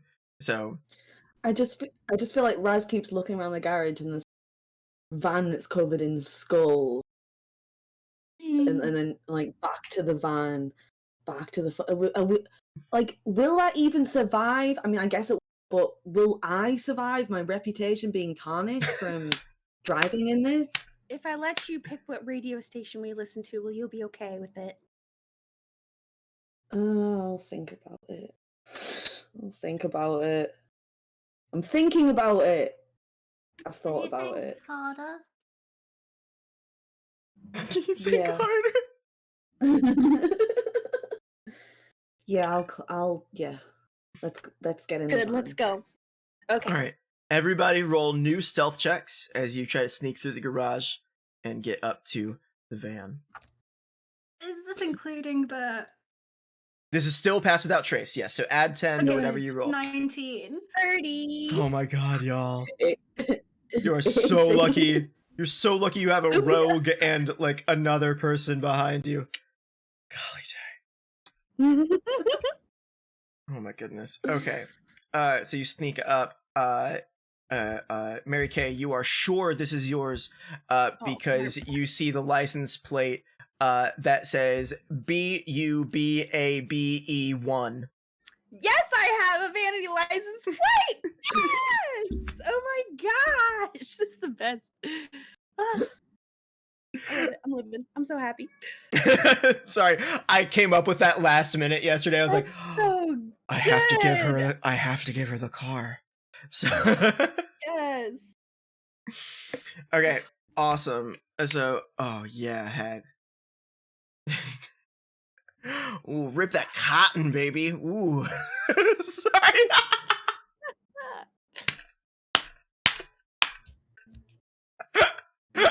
Fat clouds. Oh, fat clouds. Considering what weapons we have on board, we have the big flail on the back part.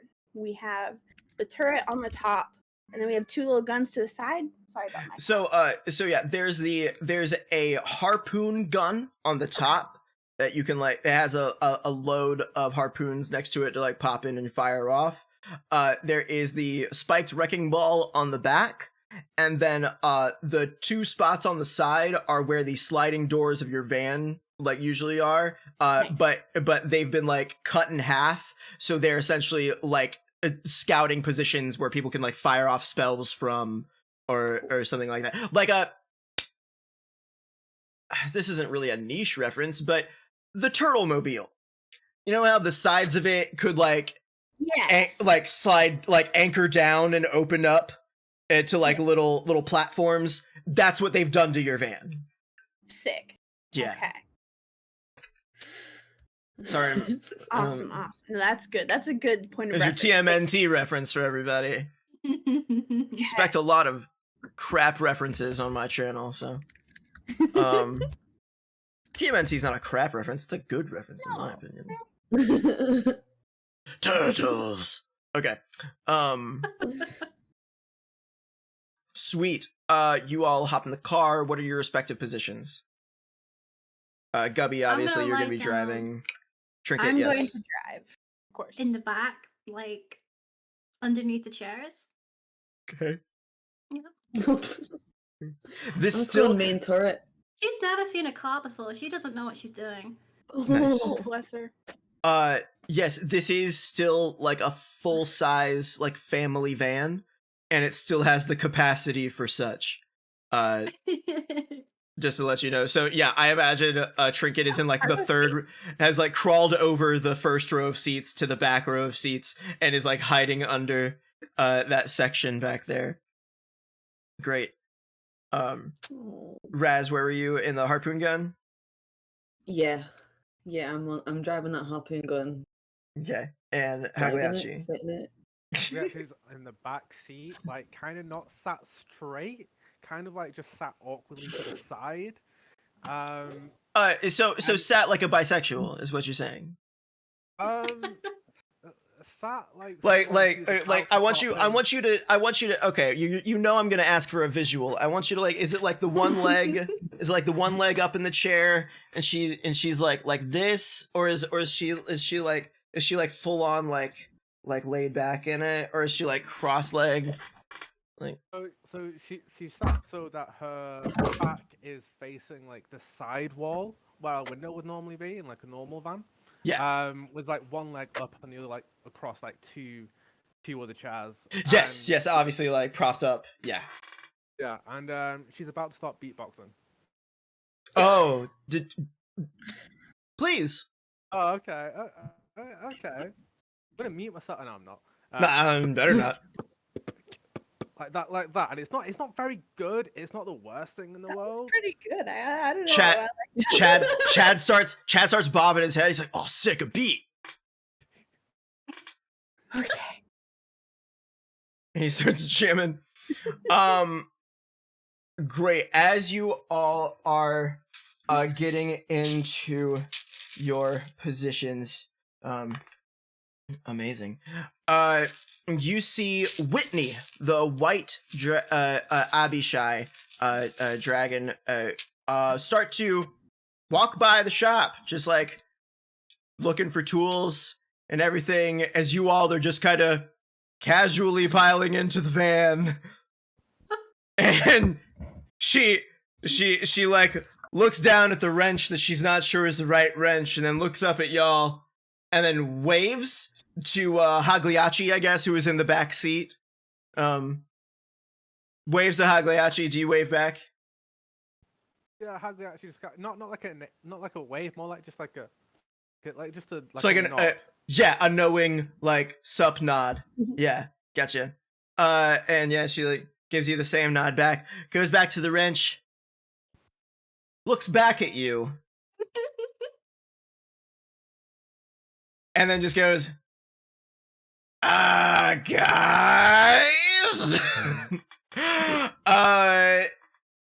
I need everyone to roll initiative. Oh shit. Oh shit. 19. You see Chad Oh, go, wait. oh no! Never mind. As he grabs a hot dog off screen. Okay, there we go. That's my actual initiative. I actually rolled initiative. I can't just find keep the rolling dice. initiative. It's next to your armor class page. It's just underneath the proficiency. Oh, yeah. Got your... He's hiding. Rip. That's okay. That's great. We love to see that. It's okay. You're not driving. Okay. I got a roll for Ronald. McDonald? Okay. No, that's the red Abby. That's the red Abishai. Because if it was McDonald's, I mean, I feel like Trinket would be the one who's like, "Can we get McDonald's?" And then Mary Kay's like, we have McDonald's at home. We probably do. We have McDonald's at home. Mary Kay would definitely be the one to say that. We have McDonald's in the material realm. Good. Good. Whatever, But I'm it's just a gonna type pizza it. restaurant. Right, yeah. The McPizza is back. Oh my god, the McPizza is back. Not the McPizza. Okay. I had those last night. I got pizza on the brain. Ugh. Mary Kay got a 19. Yes. I got a 17. 17 from Hagliacci. See, Raziel, you got a 19 as well. Yeah, baby. Baby. Yeah, baby. Baby. Yeah, what? baby. Mary Kay, what is your dexterity modifier? My dex modifier is +1. +1, and Raz, what is your dexterity modifier? My dexterity modifier. Sorry. You're good. Excuse me. Excuse me again. Goodness me. See Chad, you Disgusting. hear Chad just being real gassy off camera. It's just like Burrito, eating it burrito, all burrito, up. He's like, yeah. What? They gave me craft services. And Craft services in Paige, hell. what did you get? I got an 8. And oh, I got a rock. Okay. All right, Charlie Brown, dang. And trinket. Okay, cool. So Ronald got one of these. Ronald. Okay. And cool. We'll put these two here. We'll put this one all the way down. Okay, sweet. Raz, you are the first one to act. You are in your turret. What would you like to do? You see, I'm gonna. as initiative goes off, you see all of the other 5 Abishai who are kind of scattered throughout the garage kind of peek their heads up and come into view, looking at you all in the middle of the garage. So, sorry, go ahead. I am going to. Can I shoot this harpoon gun? Yeah, go for it. Who would you like to shoot it at? What shall I? There are the first one who was like hey, what's Who going saw on you here? I all? wanna Okay. meet- Yeah. Great. So anyway, I started blasting. Yeah, what would I roll for that? Go ahead. When you grab on to the handles of this harpoon gun, you feel it align at like a spell casting focus. Okay. So you can just do any of your spell attack rolls to shoot at this. To shoot at this Abishai. This is the white Abishai. You see her name tag is Whitney. Oh, watch out, Whitney. Okay. I'm gonna do my own with the harpoon gun. Yeah. And just so everyone knows, like, Raz's patron is Pep, who is this Egyptian god of chaos, and is usually symbolized with a snake. So when I shoot this harpoon gun and use the power of my patron, a Pep helps these fucking snakes shoot out of the harpoon gun, and it's sick. But I'll roll first. Yeah, Fucking sick. that's yeah. Does that hit? That hits. You channel a Pep's energy into this harpoon gun, and as you launch the harpoon, you see it loosen from its rigid, stiff form into a winding snake through the air that opens its maw and latches on to Whitney's neck. And it's going to do. So down in the left-hand corner, you can like free roll dice. Roll me 3d8 of damage.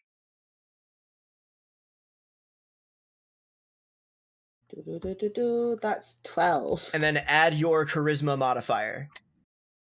Oh, that is 15. 15 total? Hell yeah. So this, like, the harpoon shoots out and turns into this, like, ethereal snake in midair and just, like, latches on to Whitney's neck, and it hangs there. And she's just like, oh god, get it off! And just, like, she's, like, flapping her wings and, like, trying to, like, get away from it. Amazing. Do you have any bonus actions you want to do? I would also then like to cast Cloak of Flies. Okay. Which is once per short rest as a bonus action. I surround myself with 5 foot, grants me advantage on intimidation checks with disadvantage on all of the charisma checks. I just want to cast it to really fucking these dragon guys. Sweet. Okay, so I'm gonna say as you cast that spell or that ability, the flies. How do the flies come from you? Do they gather around you? They come out of Raz's. She shoots the harpoon gun and and then all these flies come out of her mouth. Oh god, that's frightening. Does your mouth unhinge like a snake when you do it? Yeah. Yes, it does. Yes. Good. Oh yes. Just like you see Raz just like in this like unholy roar, just like fire the harpoon, and as they do that, their mouth's just like the mummy, and it just like flies pour out of her mouth and surround the van, and like now the pink van is like covered in this cloud of flies that is like probably going to be warding off various things from getting close to y'all's van. Great. See, this is freaking text. This is what happens when you bully someone as a child. They get really resentful and they bar flies up. Oh my forever. Gosh. Mary Kay, it is your turn. Yes, obviously, popping the key in the ignition. We are vroom vroom. We are trying to get out of here. All right, I'm gonna cool. Start driving. Yeah, in the same direction the harpoon was shot. Because that's actually, how are we situated? Am I facing the exit, so like, you are in the driver's seat facing out of the garage. The garage door is open. It's halfway, but halfway is tall enough for you all to make it through right now, but not some of the like bigger machines being worked on kind of thing. Okay. So you all will be able to get through the door. But behind you is where Whitney was just shot. Okay, never mind that. I'm going toward the exit. We are getting out of here. Sweet. So you lead foot it, pedal to the metal. Punch it, yeah. Punch it. Let's go. Sick. You all take off as Mary Kay hits the pedal. Trinket, you roll through the floor of the van like a discarded soda can. I need you to give me a dexterity saving throw. Oh, good heavens. Because you probably forgot that this thing was about to move because you still don't know what it is. Amazing. You, as you are rolling around, you actually do roll into several discarded soda cans from Mary Kay's last trip to a ball mart before she was abducted into hell. Oh, I just broke Sarah for a moment mid-drink. I'm sorry. It's expired Crystal Pepsi. Oh, One of the few eternal sodas in the multiverse. We do know that we all live in the darkest timeline because Crystal Pepsi got discontinued. But I do want you to know that in the multiverse, Crystal Pepsi does exist out there somewhere. Thank God. Thank God. Great, you are taking off. You see various buttons that have been added to your console. So I'm gonna say your main action was to pedal to the metal, dash to get as far as you can out of here. You have started rushing off. Also, Hagliachi, give me a dexterity saving throw as well. And Trinket, seatbelts on. Trinket, you are actually going to take, for getting hit by a bunch of soda cans, you're gonna take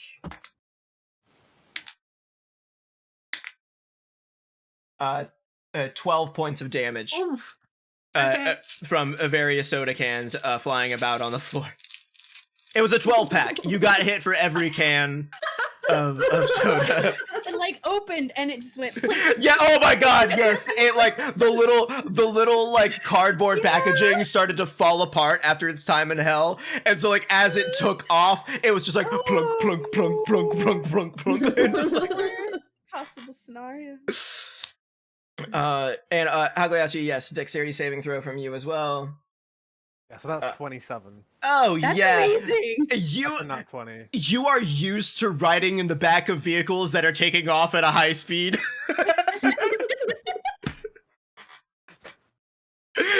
So you like feel that jerk and you're like, here we go. And you're fine.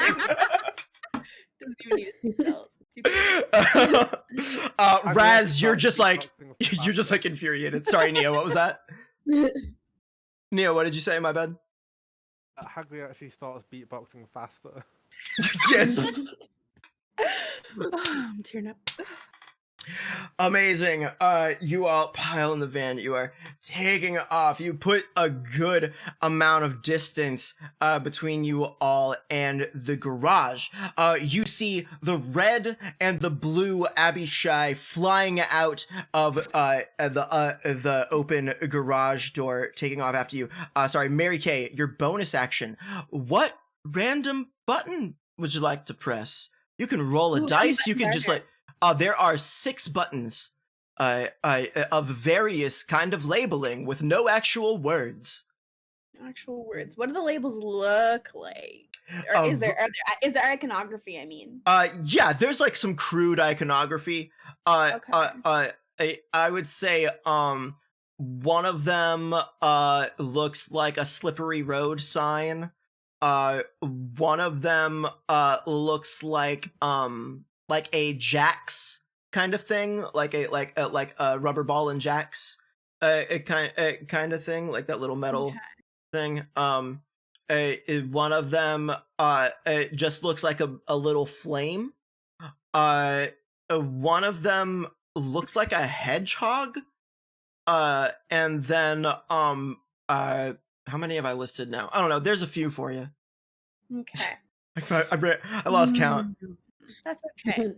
Off the top of my head, let's go with the hedgehog. The hedgehog? I hope Sweet. it means what I think it means. Is the button blue?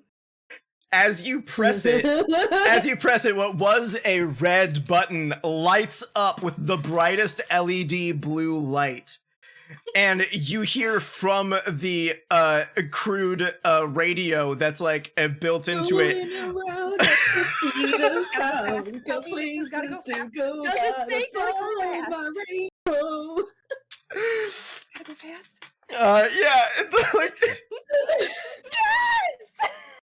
so Sarah got a little bit ahead of me, but I was gonna say, as you press the button, a blue electricity charges through the van, and you all hear go go go go go go, gotta go fast, gotta go fast, gotta go faster, faster, faster, faster, faster.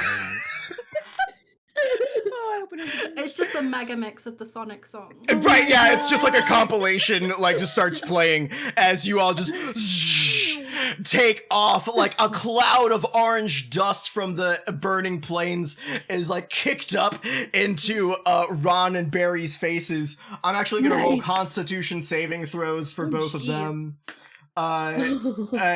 Ron flies right through it. Barry is just like, oh, as he gets like pushed back. Amazing. So good.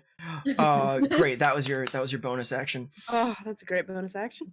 Very bonus action. All right, so it is Ronald's turn. Ronald, Red, Abishai, like he's flying after you all. He's still a good distance back. I would say he's probably about 120 feet away from you now, as you put some distance between you all. He hawks a flaming loogie into his hand, and then like spreads it out, and it makes a huge flaming javelin, and he chucks it at the back of the van. This is coming at Hagliachi. Hagliachi, does a 12 hit you? You're muted. I can't hear you. Against my AC. It does hit? No. I'm saying I'm measuring that against my AC. Yes, against your AC, a 12. Does that hit you? Yeah, that does not hit. Okay, sweet. Whew.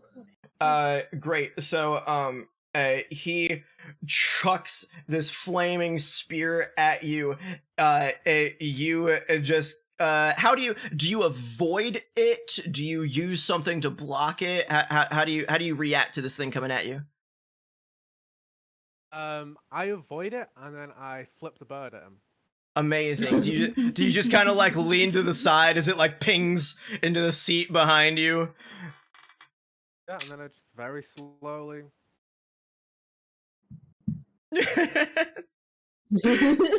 Amazing. So yeah, he is infuriated, and he is going to hawk another loogie and just chuck another one at the back there. Ooh, that is a 24 to hit. Okay, yeah, so that would hit.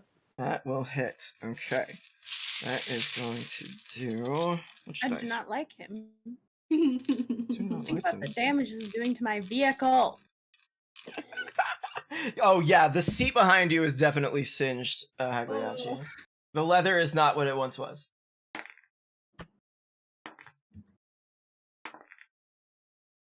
You take 17 points of fire damage. Whoa! No, I don't. I use bear with me. I use Uncanny Dodge to half the damage. Awesome. Sweet. Ooh. Awesome. Take half that damage then. So that's the 17 half, so would I be rounding up or down? Rounding up. Okay.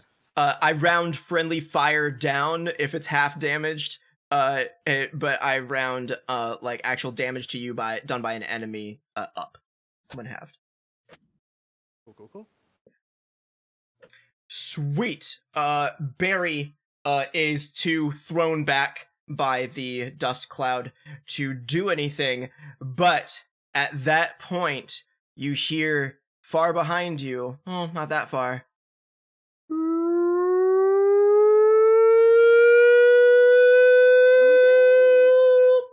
as the prison siren finally goes off, alerting everyone to your escape. Yeesh. Immediately in the distance, Hagliachi, you're the first to point this out to everyone. You can start seeing dust clouds arise from all sides of the Bronze Citadel as vehicles and war machines of all sizes start rushing their way towards you all as you are trying to speed your way to Spineway exit 666. I was gonna say, can I cast a major image? Ooh. Like behind us. We'll have to wait when we get. We'll have to wait until we get back to your turn because we're still in the middle of initiative right now. Because this is all kind of happening like right now, and you're still like raging from firing off snakes. So like all of that happened like real quick. So now it is Hagliachi's turn. Ronald is still flying up towards you all, starting to gain a little bit. What would you like to do from your position? You do have control of the spike ball, wrecking ball, if you would like to try and use that in some way. But if you've got other abilities you'd like to use, that's fine too. Oh yeah, bear with me one moment. Yeah, no, you're good. Just seeing what I can do in this situation. Okay. As you all are driving through the burning plains, just to describe what's around you, obviously you're in hell. This is a very like red landscape. These like cracked earth around you is interlaced by these bright red flowing rivers of what looks like molten lava, but it's almost the color of blood as it goes through this landscape. Cities that are broken, some almost still standing, but seemingly cut from the realities they were once a part of and misplaced here in Avernus. But they're everywhere. There are signs of eons of wars wrought and fallen and wrought again all around you. But so like as you are tearing through these plains, you are like and you don't know if that was a rock or somebody's skeleton from 100 years ago. So cool. Raz is like, I'm in my element. That's fucking awesome. If you'd like to imagine, you can hear the Doom soundtrack faintly in the background. But still as well, rolling around. Right, yeah! Oh, jeez. It's still like faintly from the speakers. Like, at the speed of sound. Yeah, I am going to go ahead and use the big iron wrecking ball type thing to have a go at the enemy. Ronald, amazing. Great. Go ahead and roll me an attack roll with like your short sword, and we'll just say that like that's you controlling the arm here.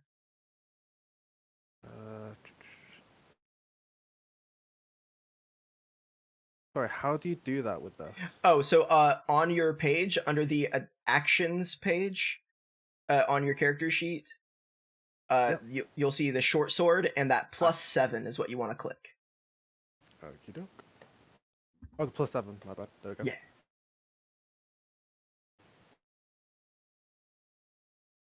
23, hell yeah. Alright, so Hagliachi, you are like looking at this console, and Zilch actually gave you some like schematics on like how some of the weapons of these like war machines work. So you like quickly find your way around, and you angle it just right and press a button, and it you see the tether wind up the ball up to its peak, and then it launches it at Ronald and hits him. And go ahead and roll me 3d10 plus your dexterity modifier. Okay.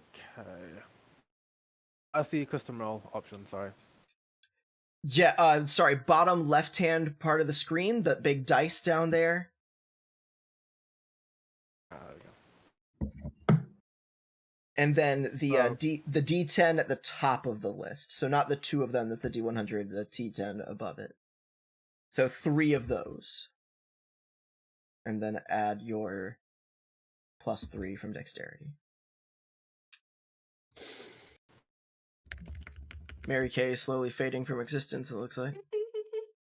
So that's 14. 14 points of damage. Amazing. Ronald takes this ball and chain to the face, and he is going to make a strength saving throw. Oh wow, he actually takes it to the face. He just like keeps on flying. But he is like bloodied up now. From taking that. Awesome. I think Whitney is still way back, struggling. Do you have any bonus actions you'd like to do? Gabby, try putting your whole hand over it and then like slowly backing it up. I've got no bonus actions that I can do at this point in time. I'm just going to use the opportunity to nip to the toilet if that's okay. Yeah, go for it. Cheers. That's being so weird.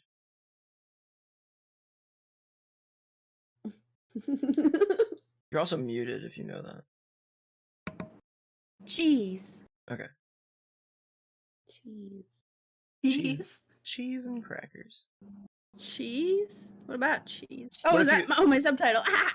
What if you actually like shove your face into the camera and then slowly Like back out? do one of these. Hey, look Yeah, at the like very good makeup work I did today. it looks everyone. very Oh my good. God, so pretty. Oh I'm my with god. It looks very Okay. good. Let's see. There we go. Yeah, hey. Robin's smart. Thank you, Yay. Robin. You're The welcome. camera just decided it needed more of your face. Right, yeah.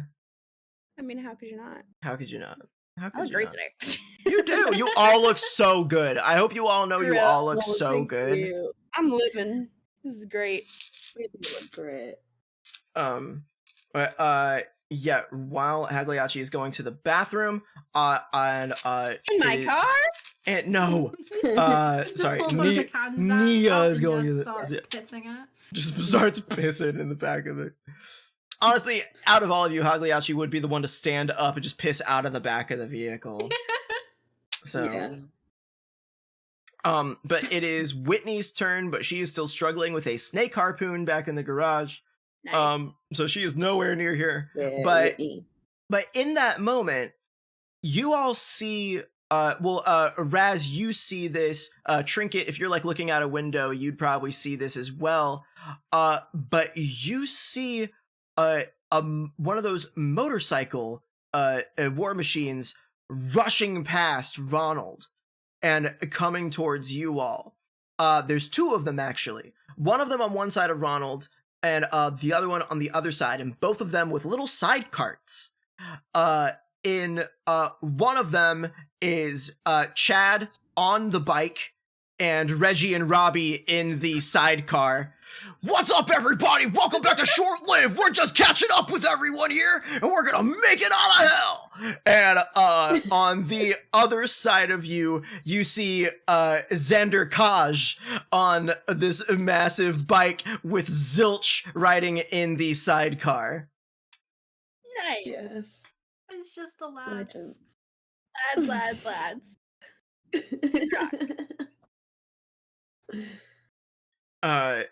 Sweet. It is Trinket's turn. Trinket, what are you Oh, doing? hell yeah. As it gets to your turn, some of these other like enemy vehicles are starting to catch up to you all. Okay.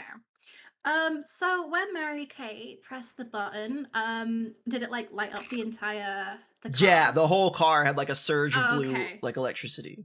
Trinket is going straight for the buttons. Oh my god, yes.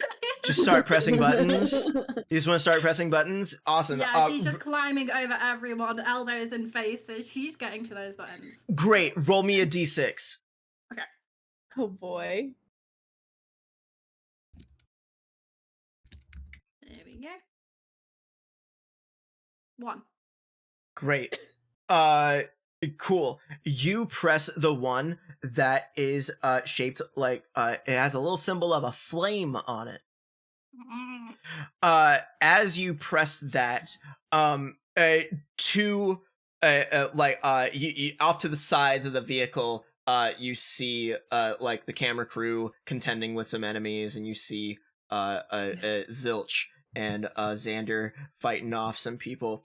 But you press the flame button, and two little spouts come out of the sides of the van and just whoosh, shoot these huge bursts of flame out the side of the vehicle.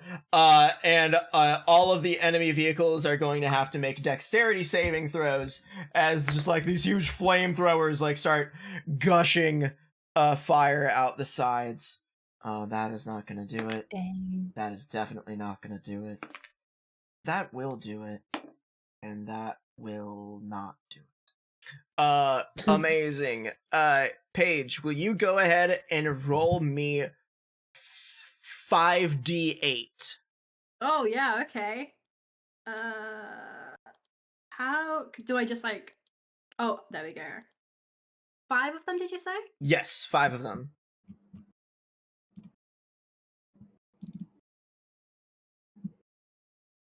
$20 damage, hell yeah. Amazing. So just these bursts of flame just like pour out of the sides of the vehicle. One like SUV size war machine with a bunch of like devilish goblins hanging out the back, like little spears and shit, like just immediately the whole thing just like engulfs it. They like drive off like swerving and like fall into one of the like blood lava pits and just like Oh my god. one of the other like little motorcycles of like this one really cool devilish kobold with like sunglasses on, he like takes the flames, he's like ugh, but he like shrugs it off. Off the other side with Xander and them, like 3 motorcycles full of these little goblins, and one of these like flying like large like spined devils like take the full brunt of the damage and like start flying off to the sides and such. So sweet. That was your main action. These only take a bonus action to press, so you can take another bonus action to press one. Yeah, I absolutely will do that. Brilliant. Do you need me to roll another d6? Yeah, roll another d6. 1 again. Oh my god, just again. She just likes it so much. She's like, like again. Like a Teletubby again. Just like press. Great, roll another 4 or 5d8 or whatever I said. Oh my god.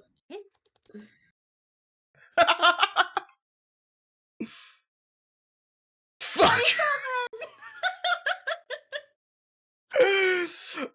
By now, like, the camera crew and Xander and Zilch know to get out of the way, and, like, as another gush of flame, they're fine, by the way, like, they didn't really get hit by anything the first time, but now they're like, oh shit, so, like, they get a little bit further away from y'all's vehicle, as another spout of flame shoots off both sides, and engulfs another group of these, like, flying spined devils that were, like, flying straight at Hagliachi from the sides, but just got, like, by the flames coming off. That fails. That fails. That fails. That fails. All of them like take like almost half their HP and damage, and like fly off to the side, like screeching out of the way. But they will try to attack again soon. Oh my god. Okay, that was Trinket's turn. All right, so one of these devilish SUVs pulls up. One of these like mad little goblins is sitting on a turret gun, and he's just gonna fire at the vehicle itself. And it does not hit. He's just like I think this is this goblin's first day on the turret, and he's like letting it get away from him. He's like brrr, like flying all around. Yeah, that was above 10, so I'm gonna say it happens. In his like mad spray of fire, he clips the sunglasses off of the really cool devilish kobold, and he gets like real upset, and like slams in to that other vehicle, but the other vehicle is fine, but it takes some damage. Sweet. So like that doesn't happen anything from that goblin. The spined devils. One of them is going to fly down at Raz. That is only a 11 to hit. Your armor class. Yeah, no, it doesn't hit. Okay, cool. Didn't think so. Sweet. Another one flies down, coming at you again. That's only a 14. And then let's see. Ronald is just catching up. He is pissed at Hagliacci. But as he is flying by, Brett and Gus, the black and green Abishai, fly up from behind him. Brett is going to like hock a loogie as well, but it is this like giant green acid ball. And Hagliacci, I'm gonna need you, you and Raz, to make Constitution saving throws.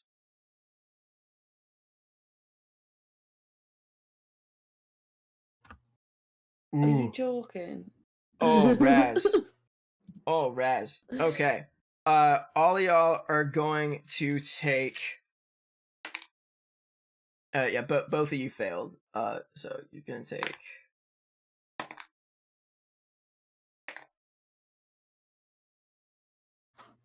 23 points of acid damage.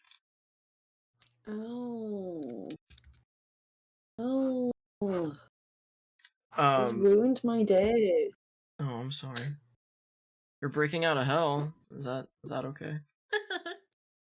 No, no, Robin. Yeah, That's same. okay. How many hit points? Oh no, Raz is fine. Oh. Raz is still fine. Okay, But good. Raz A is minor pissed off about it. Okay. Yeah, so it's like the worst thing that's ever happened Right. to anyone. It's a minor inconvenience, so obviously it's the worst thing in all of history.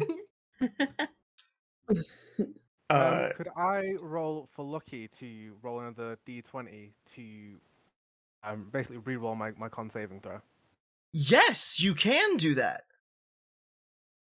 Okay.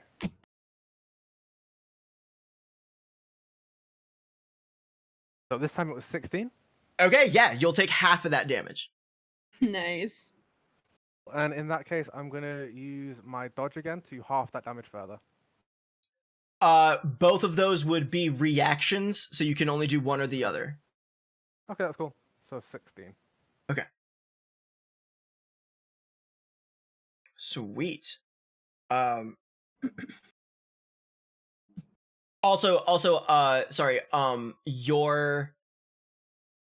this is a D&D rule thing. Ooh, I get to be a teacher for a second. Okay, so, I believe, let me double check this before I say it, to be sure. Uncanny Dodge. When an attacker you can see hits you with an attack, so that Uncanny Dodge actually only works for attack rolls against you. If it is a saving throw based check, you would not be able to use Uncanny Dodge. Cool. So yeah, in this case, it would be the better option to use the lucky feat to re-roll the saving throw. So, yeah. Cool. So rules clarification. Okay, sweet. You'll take half damage from that. It is back up to Raziel. Raziel, you see, as it gets to your turn in the order, that more and more of these cars are coming out of the woodwork, but you see a burst of flame and from it at high speed, bulging muscles out of his tight white business shirt, red tie flying in the wind behind his huge horns, is Bell the Warden, coming for you himself with a huge flaming greatsword in hand. Boo. Boo this guy. Boo him. Boo! Boo! It is not his turn yet in the order, but it is yours now. It's my turn. Is he within 60 feet of us? You know what? Yeah, he rushed up. He is just at the edge of 60 feet from you all now. Okay, this may not work. But I'm gonna cast Banishment. Banishment can send a creature to a demi-plane. So usually if you hold concentration on the banishment spell, it will send the creature back to its home plane. In this case, Bell would already technically be on his home plane. Yeah, so it'll go to a harmless demi-plane. Yes. I think it would just be good just to confuse this guy for a little moment to maybe try and banish him. Okay. It might. What kind of saving throw is this for Bell? It's a charisma. Charisma saving throw. Okay. And that's 15. 15 is the number I have to beat? Yeah. Okay. Give me 1 second. Let's double check this guy. Yeah, charisma saving throw. Okay. Come on, banishment. Come on, Raz, do something instead of just. He has a +8 to his charisma saves. Oh. He rolled a 6. I don't know what that maths is, Robin. He rolled 1 short of what he needed. So what does it look like as this raging demon is flying at you? Sorry, devil. That's a distinction in D&D I have to make. This raging devil flying at you. What does it look like when you banish him? Once again, we've got the flies. We've maybe got some spectral snakes. Come and envelop this guy. Once again, we see just a single frame of Mr. Burns, which again is confusing. I don't know why it happens, but it does. And yeah, then he's the snakes and the flies disappear, and he is gone with them. And some of the flies come back to me, and I swallow them back. I'm also still got the cloak of flies, but I swallow some of the flies. I love that. Okay, so like he's flying at you. So again, you like send your swarm of flies in this gaseous cloud at him, and he like, that smell, you, as he's like wrapped in these flies. You see him horn to toe covered in flies before suddenly all the flies dissipate and he's gone, and they fly back to you, and you see some of the vehicles like swerve almost to a stop as he like disappears out of nowhere. They're like archdemon warden boss just gone. Some of them are like, do we keep going? Like, but like, so like half of them like start to swerve, the other half keep going towards all of you. All right, so remember, you're keeping concentration on banishment this whole time. Amazing. Don't think about anything else, Raz. Cannot distract Raz. Don't think about the sexy leather daddy guards. So they're great toenails. No, I can't stop thinking about this. Your mind is flooded from the prison's calendar, featuring a double shot of Carthax and Markor. What kind of It's what the people deserve. Fantastic. Great. Holy shit. All right, Mary Kay, it's your turn. What are you doing up with Trinket in your co-pilot seat? So Trinket's on buttons, which is cool. Should really get Trinket a Is car everybody seat. doing okay on health? Are we fine with that? Is everybody okay? Y'all have been dodging. Hagliachi is low. We have been doing. Hagliachi's pretty low. Okay. How low are we talking? Pretty low. Okay. Beyond bloodied. Oh, okay. Then I'm going to, and stop me if I can't, but I'm going to use another one of my infusions. I have a let me go to that. I have a homunculus servant, and I'm going to get the little item that my homunculus servant generates from, which is this. Yes, your scry stone. It comes out of your scry stone. Yes. Amazing. Exactly. I've got my scry stone, and I say, "Hey, Miri," and then my little homunculus servant, and I let her know, please drive the car. Please navigate to spine 666. And then she says, navigating to spine 666. So I'm going to let her do the driving. I'm going to run back to Hagliachi, do the thing where you climb back in the seat. And I will cast Healing Word, if that's okay. Yeah, you can do all of that. For Sick, sure. sick. Honestly, Awesome. okay, honestly, I will give you this. Do you have the Cure Wounds spell on your list? Because I know that's a spell for artificers. I have Mass Healing Word. Okay. And regular Healing Word, but that's all I've got. Okay, that's fine. I was just gonna let you know, Healing Word you can do at a range. Ooh. Yeah, so it is different from Cure Wounds in that way. Oh. It does a little less. It does a little less healing than Cure Wounds would, but you can do it from further away. Okay. So would you like to upcast Healing Word to make it do a little bit more healing? Yeah, I think that would be best. Yeah. Okay. So you are a 9th level. Yeah. I believe you can cast 3rd level up to 3rd level spells. Yeah. Where is it? Just go to your spell section. There and we scroll go. down. Healing Word. Got it. Yeah. I cast it. Yeah. And then. Oh yeah. Oh no! Did I roll anything? And then I gotta do my effect roll, right? Yeah. So scroll down. So next to that blue Healing Word at level 3. Yeah. Beautiful. All right. Cool. All right, Hagliachi, you get 9 hit points back. I hope that helps. Yeah, baby.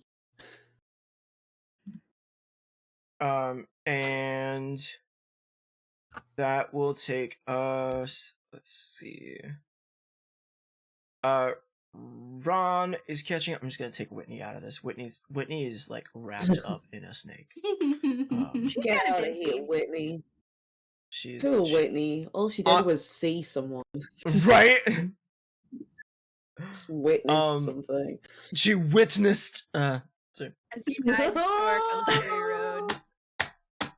Robin! You did it. You did it. You did it. Oh my god. Okay. All right. So now it is Ron. Ronald is like shocked that Belle is suddenly gone. He rallied for like a minute. It's like, oh yeah, boss is here. Oh shh. Him and Barry, the blue Abishai, are now side by side, and they fly up, and they are like kind of at an angle above y'all's vehicle, and they breathe their draconic breath into a single huge ball above them. Ronald with this bright red flame, and Barry with this like shower of bright blue electric sparks that makes this huge lightning fireball, and it launches itself in front of the vehicle. I am going to need you to make Miri do a dexterity saving throw. Would that be based off my dexterity or no? No, this must be your homunculize dexterity saving I don't know throw. how to get to that on the. Okay, so on your It'll be in my infusions. I believe so. Let me go. I can follow along on your character sheet. Oh, we didn't equip your armor. Yeah, I super didn't. Oops. I super did not do all my good character sheet stuff. You're fine. I'm just gonna give you studded leather real quick and put it on. Oh, thank you. You're good. Refresh your page. You should have 15 hip, armor class now. Sick. That's really good. All right. Let me see. Where's my inventory? Where's my fusion? I would actually go to your features and traits. Mm-hmm. And oh no, it's not in your features and traits. Never mind. I'm a silly face.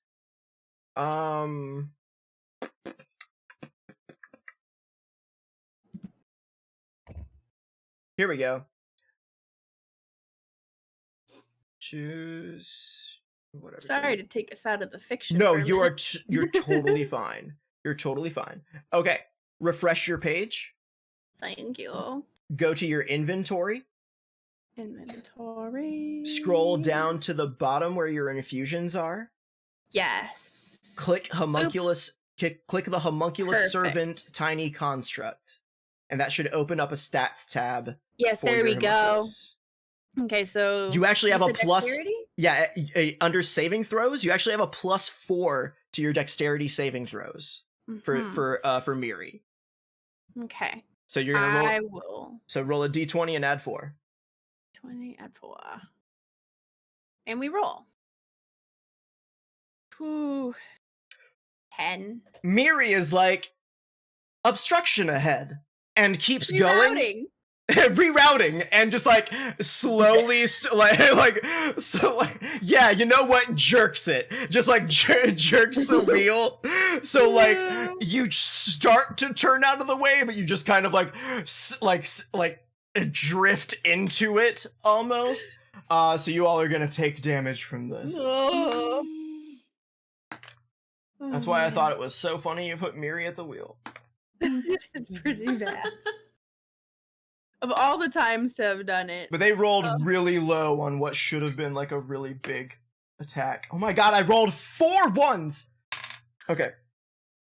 You all take you all take 10 lightning and 11 fire damage. Math.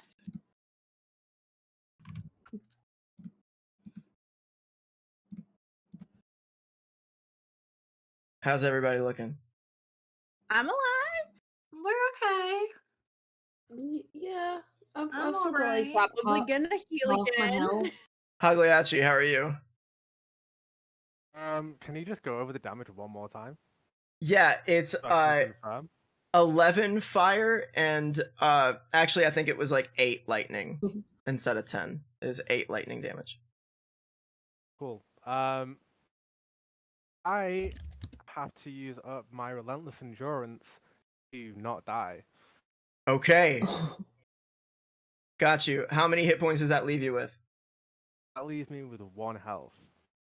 Great. Hagliachi looks bad in the back in the back of the van, y'all. Oh no. I'm glad I healed you. Oh god. That would have been bad. Okay. All right, that was their turn. Hagliachi, it is your turn now. I'm actually going to conceal my presence from the enemies by using hide. Okay. I think that kind of ends my turn, really. You can bonus action hide as a rogue. Yeah, I just don't have any, like... If I were to say, like, is there anyone in range of, like, a dagger, like a thrown dagger or anything? Yeah, you can definitely, like, ranged attack some of the spined devils that are flying around that would obstruct your path, kind of thing, as you all are going the way. Cool, yeah, I'm going to go for the one that is visibly the most bloodied. Sweet. Yeah, one of the ones that, like, got caught in the flames is, like, hovering around the back end and like kind of sees you as you're trying to like duck behind the seats. So yeah, go ahead and make a ranged attack with your either a dagger or a short sword. Okay.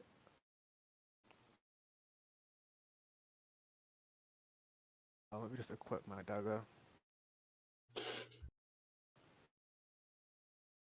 And you will get sneak attack on this if you hit. Yep.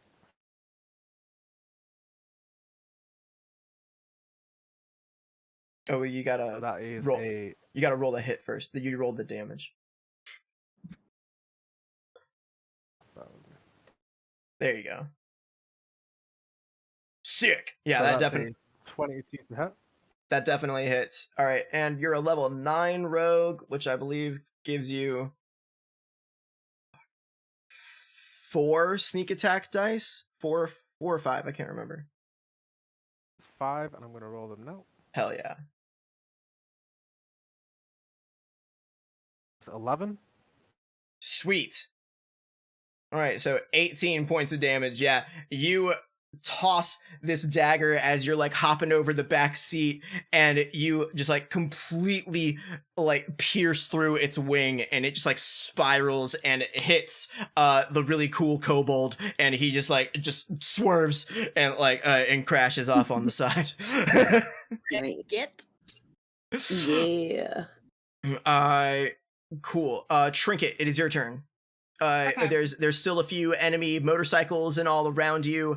You see Zilch and Xander are kind of holding their own, and Chad and crew look fine. So, but Hagliacci is pretty badly hurt, and I think Raz is just holding concentration up there, just like chilling at the moment. So, Yeah. So in front of us, like, are there any like enemies that I can see look a little bit tough, like that we might struggle with? Yes, you see in the distance at the base of the spineway ramp, you see rising these 2 molten stone golems from the ground as you all get closer and closer. Okay. Could I cast polymorph on it then, please? On one of them? On one of the... Sure! Yep. Oh my gosh. It's a wisdom save, right? Yeah. Okay. Wisdom saving. So believe it or not, these rock beasts don't have very strong wisdom. Plus I rolled a 2. What would you like this golem to become? I'd like to turn him into a little slug. Amazing!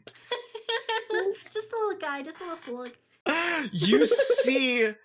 You see these like rock golems that are like 15 feet tall, like fully form themselves and start to take a step forward. And as one does, it steps on the ground and it crumbles.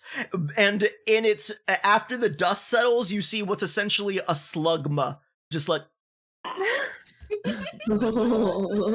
just like this little lava slug. Like it, like maybe 5 inches off the ground, just like just like scooching across. The other golem is like charging at the vehicle though. So Okay. Did you say that the buttons were like a bonus action? yes, the buttons are Can a I bonus press action. another button? Yes. Would you like to pick one or just randomly I'll do smack D6. one? She's Okay, just yeah, go randomly for it. Smacking. Go for it. Roll it. It's 1 again. If it's 1 again, you can. 3. It's 3. Okay, cool. Cool. 3. You press it, and you see it. It looks like a little ball with like motion blur coming from it. And so you press the button. Mary Kay, you feel the that you would feel when the hood opens up, and the hood raises in front of you, partially blocking your view for a moment, but out of it juts a huge medieval cannon. Trinket, go ahead and make me a spell attack roll. So any of your spells that require an attack roll, just go ahead and click In the hood that of my one. car. I don't think I have any. Is that on the engine block? How'd they figure that out? Yeah, I don't think I have like attack spells. That's fine. Just go to your spells under, Mhm. and it should tell you what your spell attack modifier is. Yeah, okay. And so just go ahead and roll a d20 and add that. Okay.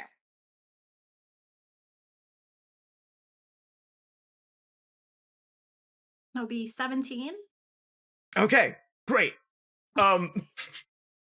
You all feel the entire van skid backwards a little bit as this huge, like, Mario-sized cannon, like, fires a giant cannonball out of the hood of this minivan, and it just, like, poof, and, like, fires out the front at this huge golem creature that only has 15 AC because it's fucking huge. Trinket, go ahead and roll me 4d10. Actually make it 5d10. Do you want me to re-roll that what then, or should I? Yeah, re-roll it, so it should be 5d10. Just yeah.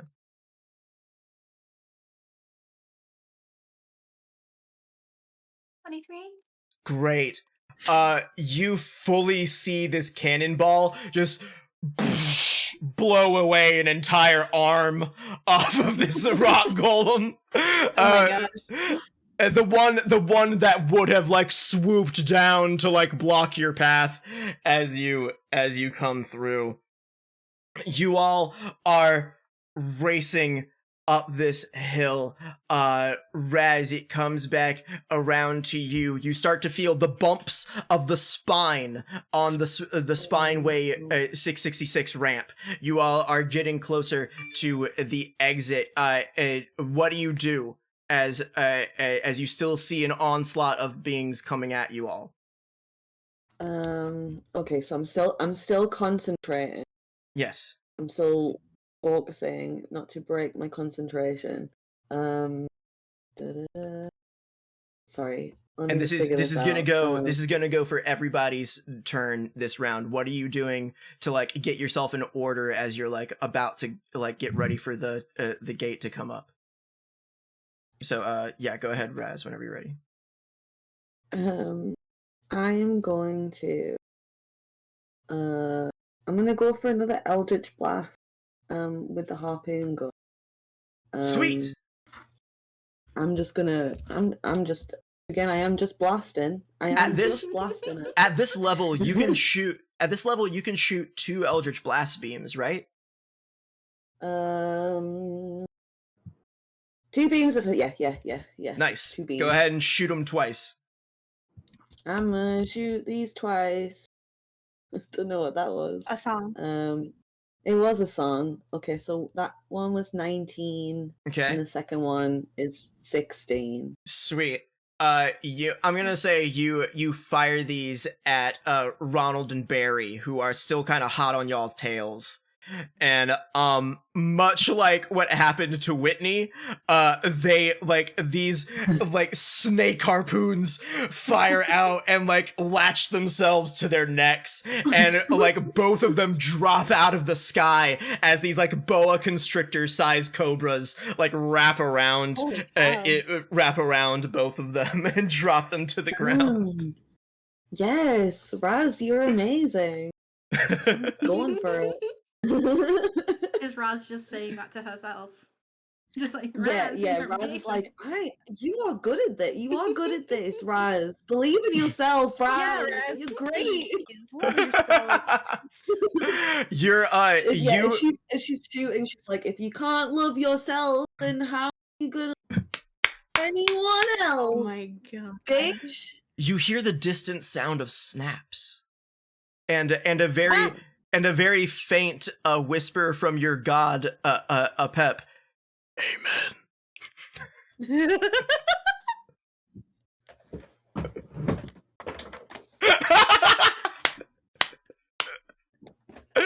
Mary Kay yells back to her, "You were a girl boss all along." Shut up, Mary Kay. Don't ruin this for me.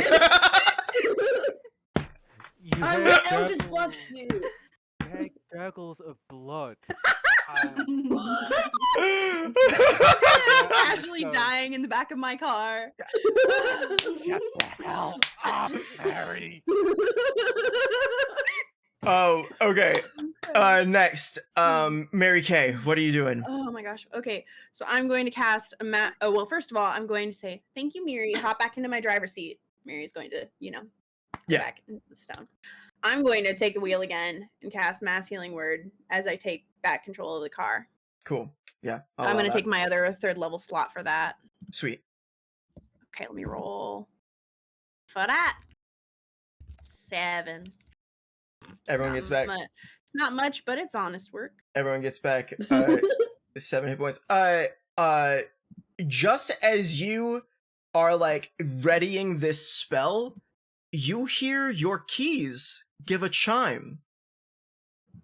And just as your keys chime, you hear a crack of lightning above you. And like raindrops, you see these little flecks of flame start hitting the windshield before in the distance you see meteors falling from the sky as a flame storm rushes across the burning plains from the prison in your direction, lighting this army that's coming at you in your trail. Some of them have little umbrellas, but some of them do not.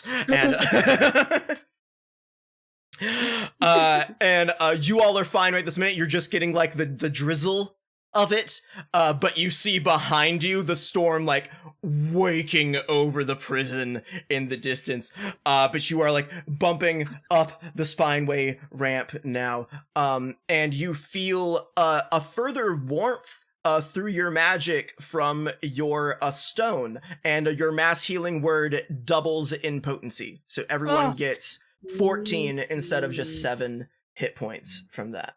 Huzzah! That's Nice. But I see what is happening, and I yell, "Trinket, hit the blue button!" Oh my gosh, okay. Hagliachi, it's your turn. You're muted. Am I still There you go. hidden? Yes, you are still hidden. Cool. Once again, I'm just gonna ask: is anyone in range of a thrown dagger?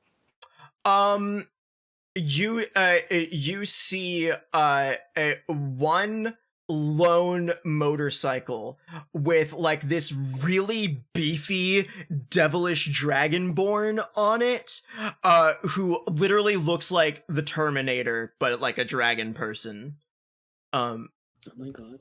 He's got like black scales. He's got like big old black sunglasses that cut across his serpentine face. But he's got like a shotgun strapped to his back, and he's like gaining on you, like up the ramp behind you. Okay, cool. Yeah, I'm gonna try and throw my last dagger at him, basically. Sick. And would I be able to actually aim for the tires on the bike as opposed to him? It is a called shot, so you will have to roll at disadvantage, but yes, you can do that. Okay, I'll just go for him then, or rather just at him in general. You could use one of your lucky die to basically cancel out the disadvantage, though. See, that's true, but I'm hidden, and I want to use the advantage to try and get a. Honestly, you're another, hidden. You're hidden anyway, so that already gives you advantage. So that cancels out the called shot. So yeah, you're good. Go ahead and roll regular. Might be. Okay, cool. That's an 11. Ooh. 11. Remind me again, what was your like bonus trinket? I do not have one actually. I thought you got one. I thought we decided, or like you picked one out or something. Oh, I was off the call at that point. I didn't realize that was for everyone. Nia wasn't there. Oh Wouldn't it be no. a thimble full of Fago when it comes Honestly, down to it? honestly, it would probably be like your last sip of Fago that you've been like saving. like all this time. Just like one lone, like a 12-liter not 12 liter, that's too huge. I was like, No, like 18-ounce bottle, like one of those little 18-ounce bottles, like the last little sip. You know that this guy could fuck up everything coming at you, but you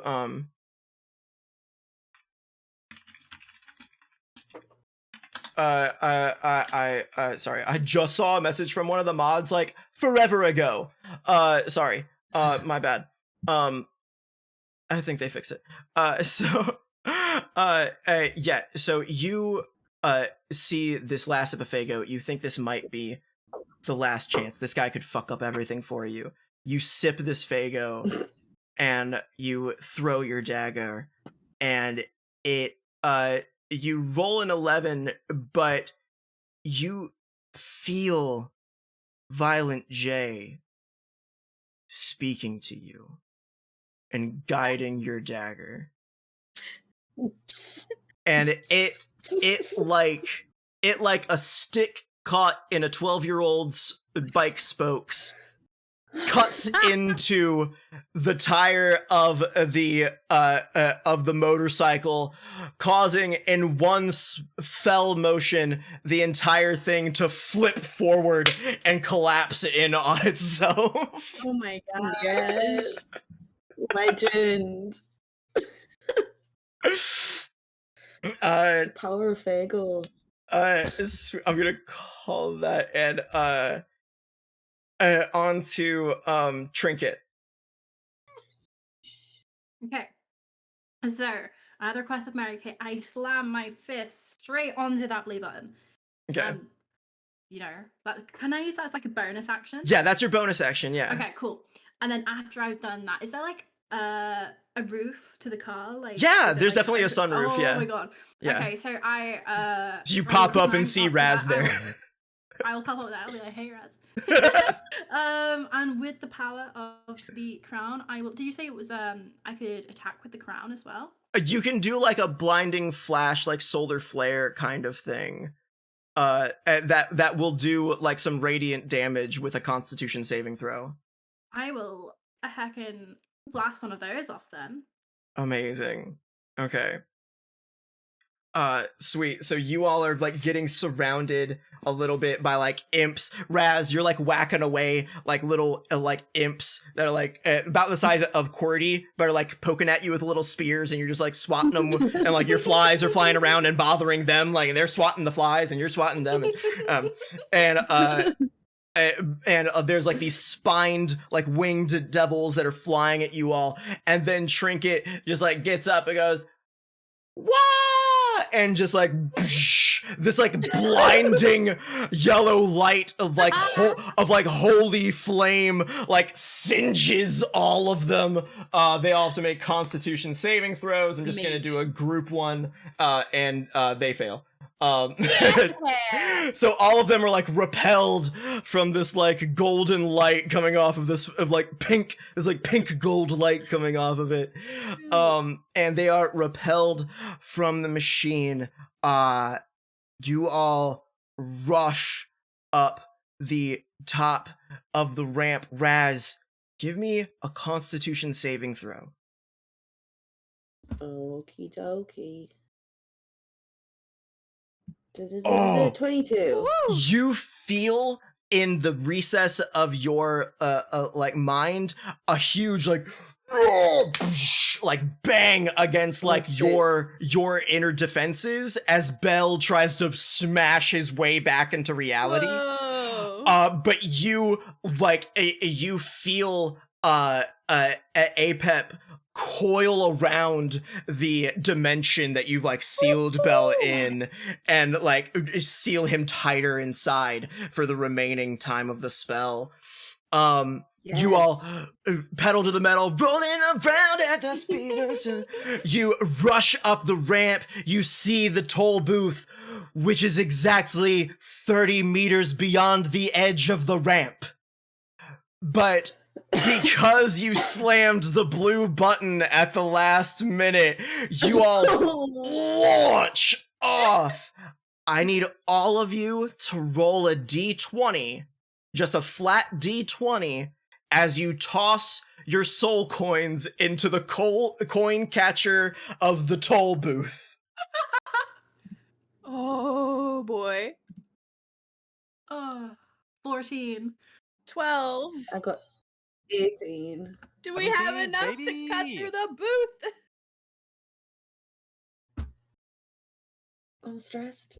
I'm so We cut stressed. to a sunny day in Lir Abelos, a bustling movie town on the eastern coasts of Valadin. There are little street food vendors in this bustling market square. A huge flaming portal bursts open in the middle of the square. Out of it, a huge, bright pink war machine of a minivan pulls around into the market. People are rushing out of the square as flames erupt out of the portal. Two more motorcycles fly out of the portal and onto the ground, screeching to a stop, and the portal closes behind you. As the dust settles, you all take your first deep breaths of the material plane's air in a long, long time. Oh my god. Chad Crushbone climbs out of his motorcycle, climbs up his motorcycle. Reggie and Robbie get out of their little side cart, and as they do, everyone starts to gather around. Is that Chad Crushbone? Is that Chad Crushbone? Is this short-lived? Is that Everyone, Chad? like the muttering from the crowds, and then Chad obviously gets in front of the camera and says, "Hell yeah, we are out of hell, baby! Welcome back to Short Lived!" And the crowd around you all goes, "Wah!" and like starts cheering everything for you. They come over and start like rocking the van as you all like get out and everything. Chad comes up to each of you, runs up to Mary Kay. Mary Kay Covington, you just got out of the Bronze Citadel. What are you gonna do now? Go accept my Lifetime Achievement Award. Amazing. You see a crowd of what looks to be like sorority girls of like all different species, wearing the same pink business pantsuit. That's my guild, baby! And they all like snap their fingers and cheer for you as you wave at all of them. Hogliachi, where are you off to? Tell me where the goddamn Fago is! Oh shit! The 812 is literally right over there. He just points, and you see this purple and orange lined building with a big 812, 8-12 on the outside, and it's just got like a rotating sign like on a big stand, and you see a poster. It's like new Dr. Fago in. As the camera pans back to where Hagley actually should have been, he's gone. It cuts back, and we just see the door swinging shut and the bell going off.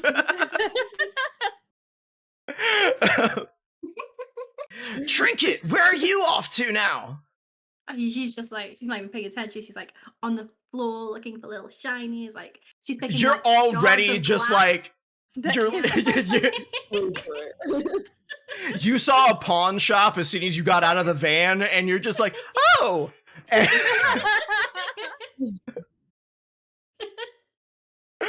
All right, and well, Raziel, what are you gonna do now? I guess like maybe eat some worms, ditch this lot, like have a lie down, maybe go in a gaseous form for a bit. I quite like it. It's quite nice being a gas. What are you gonna do next, Chad Crushborn? Me? Oh, I'm gearing up for the next episode of Short Lived. Catch us next time, October 16th, with a brand new cast of streamers on a brand new adventure. Thank you, everybody, for coming out. This has been Short Lived. I hope you all had as much fun as I did. Please take care of yourselves. Catch us on October 16th. Real quick again, The Nice Witch, Neapolitan Ice Cream, Paige the Black Mage, and Gubby, all of them fantastic Twitch streamers in their own right. Please go follow them right now and have a wonderful evening, everybody. Thank you so much for making a short-lived first series episode so great. Thank you so much to my players. You all were so Thank you, great. Robin. Thank you, Robin. You're Thank very you so much, welcome. Robin. You've been amazing. Thank you all so much. Have a lovely day. I am going to wait real quick before we go. I'm gonna find someone for us to raid. Oh yeah, we should do that. Baby. I'm gonna do Who's live? that. Who should we raid today? I think Connie and Ash are doing Resident Evil. Oh hell yeah! I do Let's love do that. that. Let us go over to that start raid. If you are a sub, you can use the brown wave with the Ridunculus raid. One day I'm gonna have a Chad Crushbone emote. And if you are not a sub, use the Sir Sword. There you go.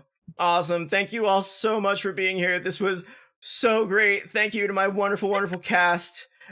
You all are so fantastic. Thank you so much for being a part of this. You could not have done better, I don't think.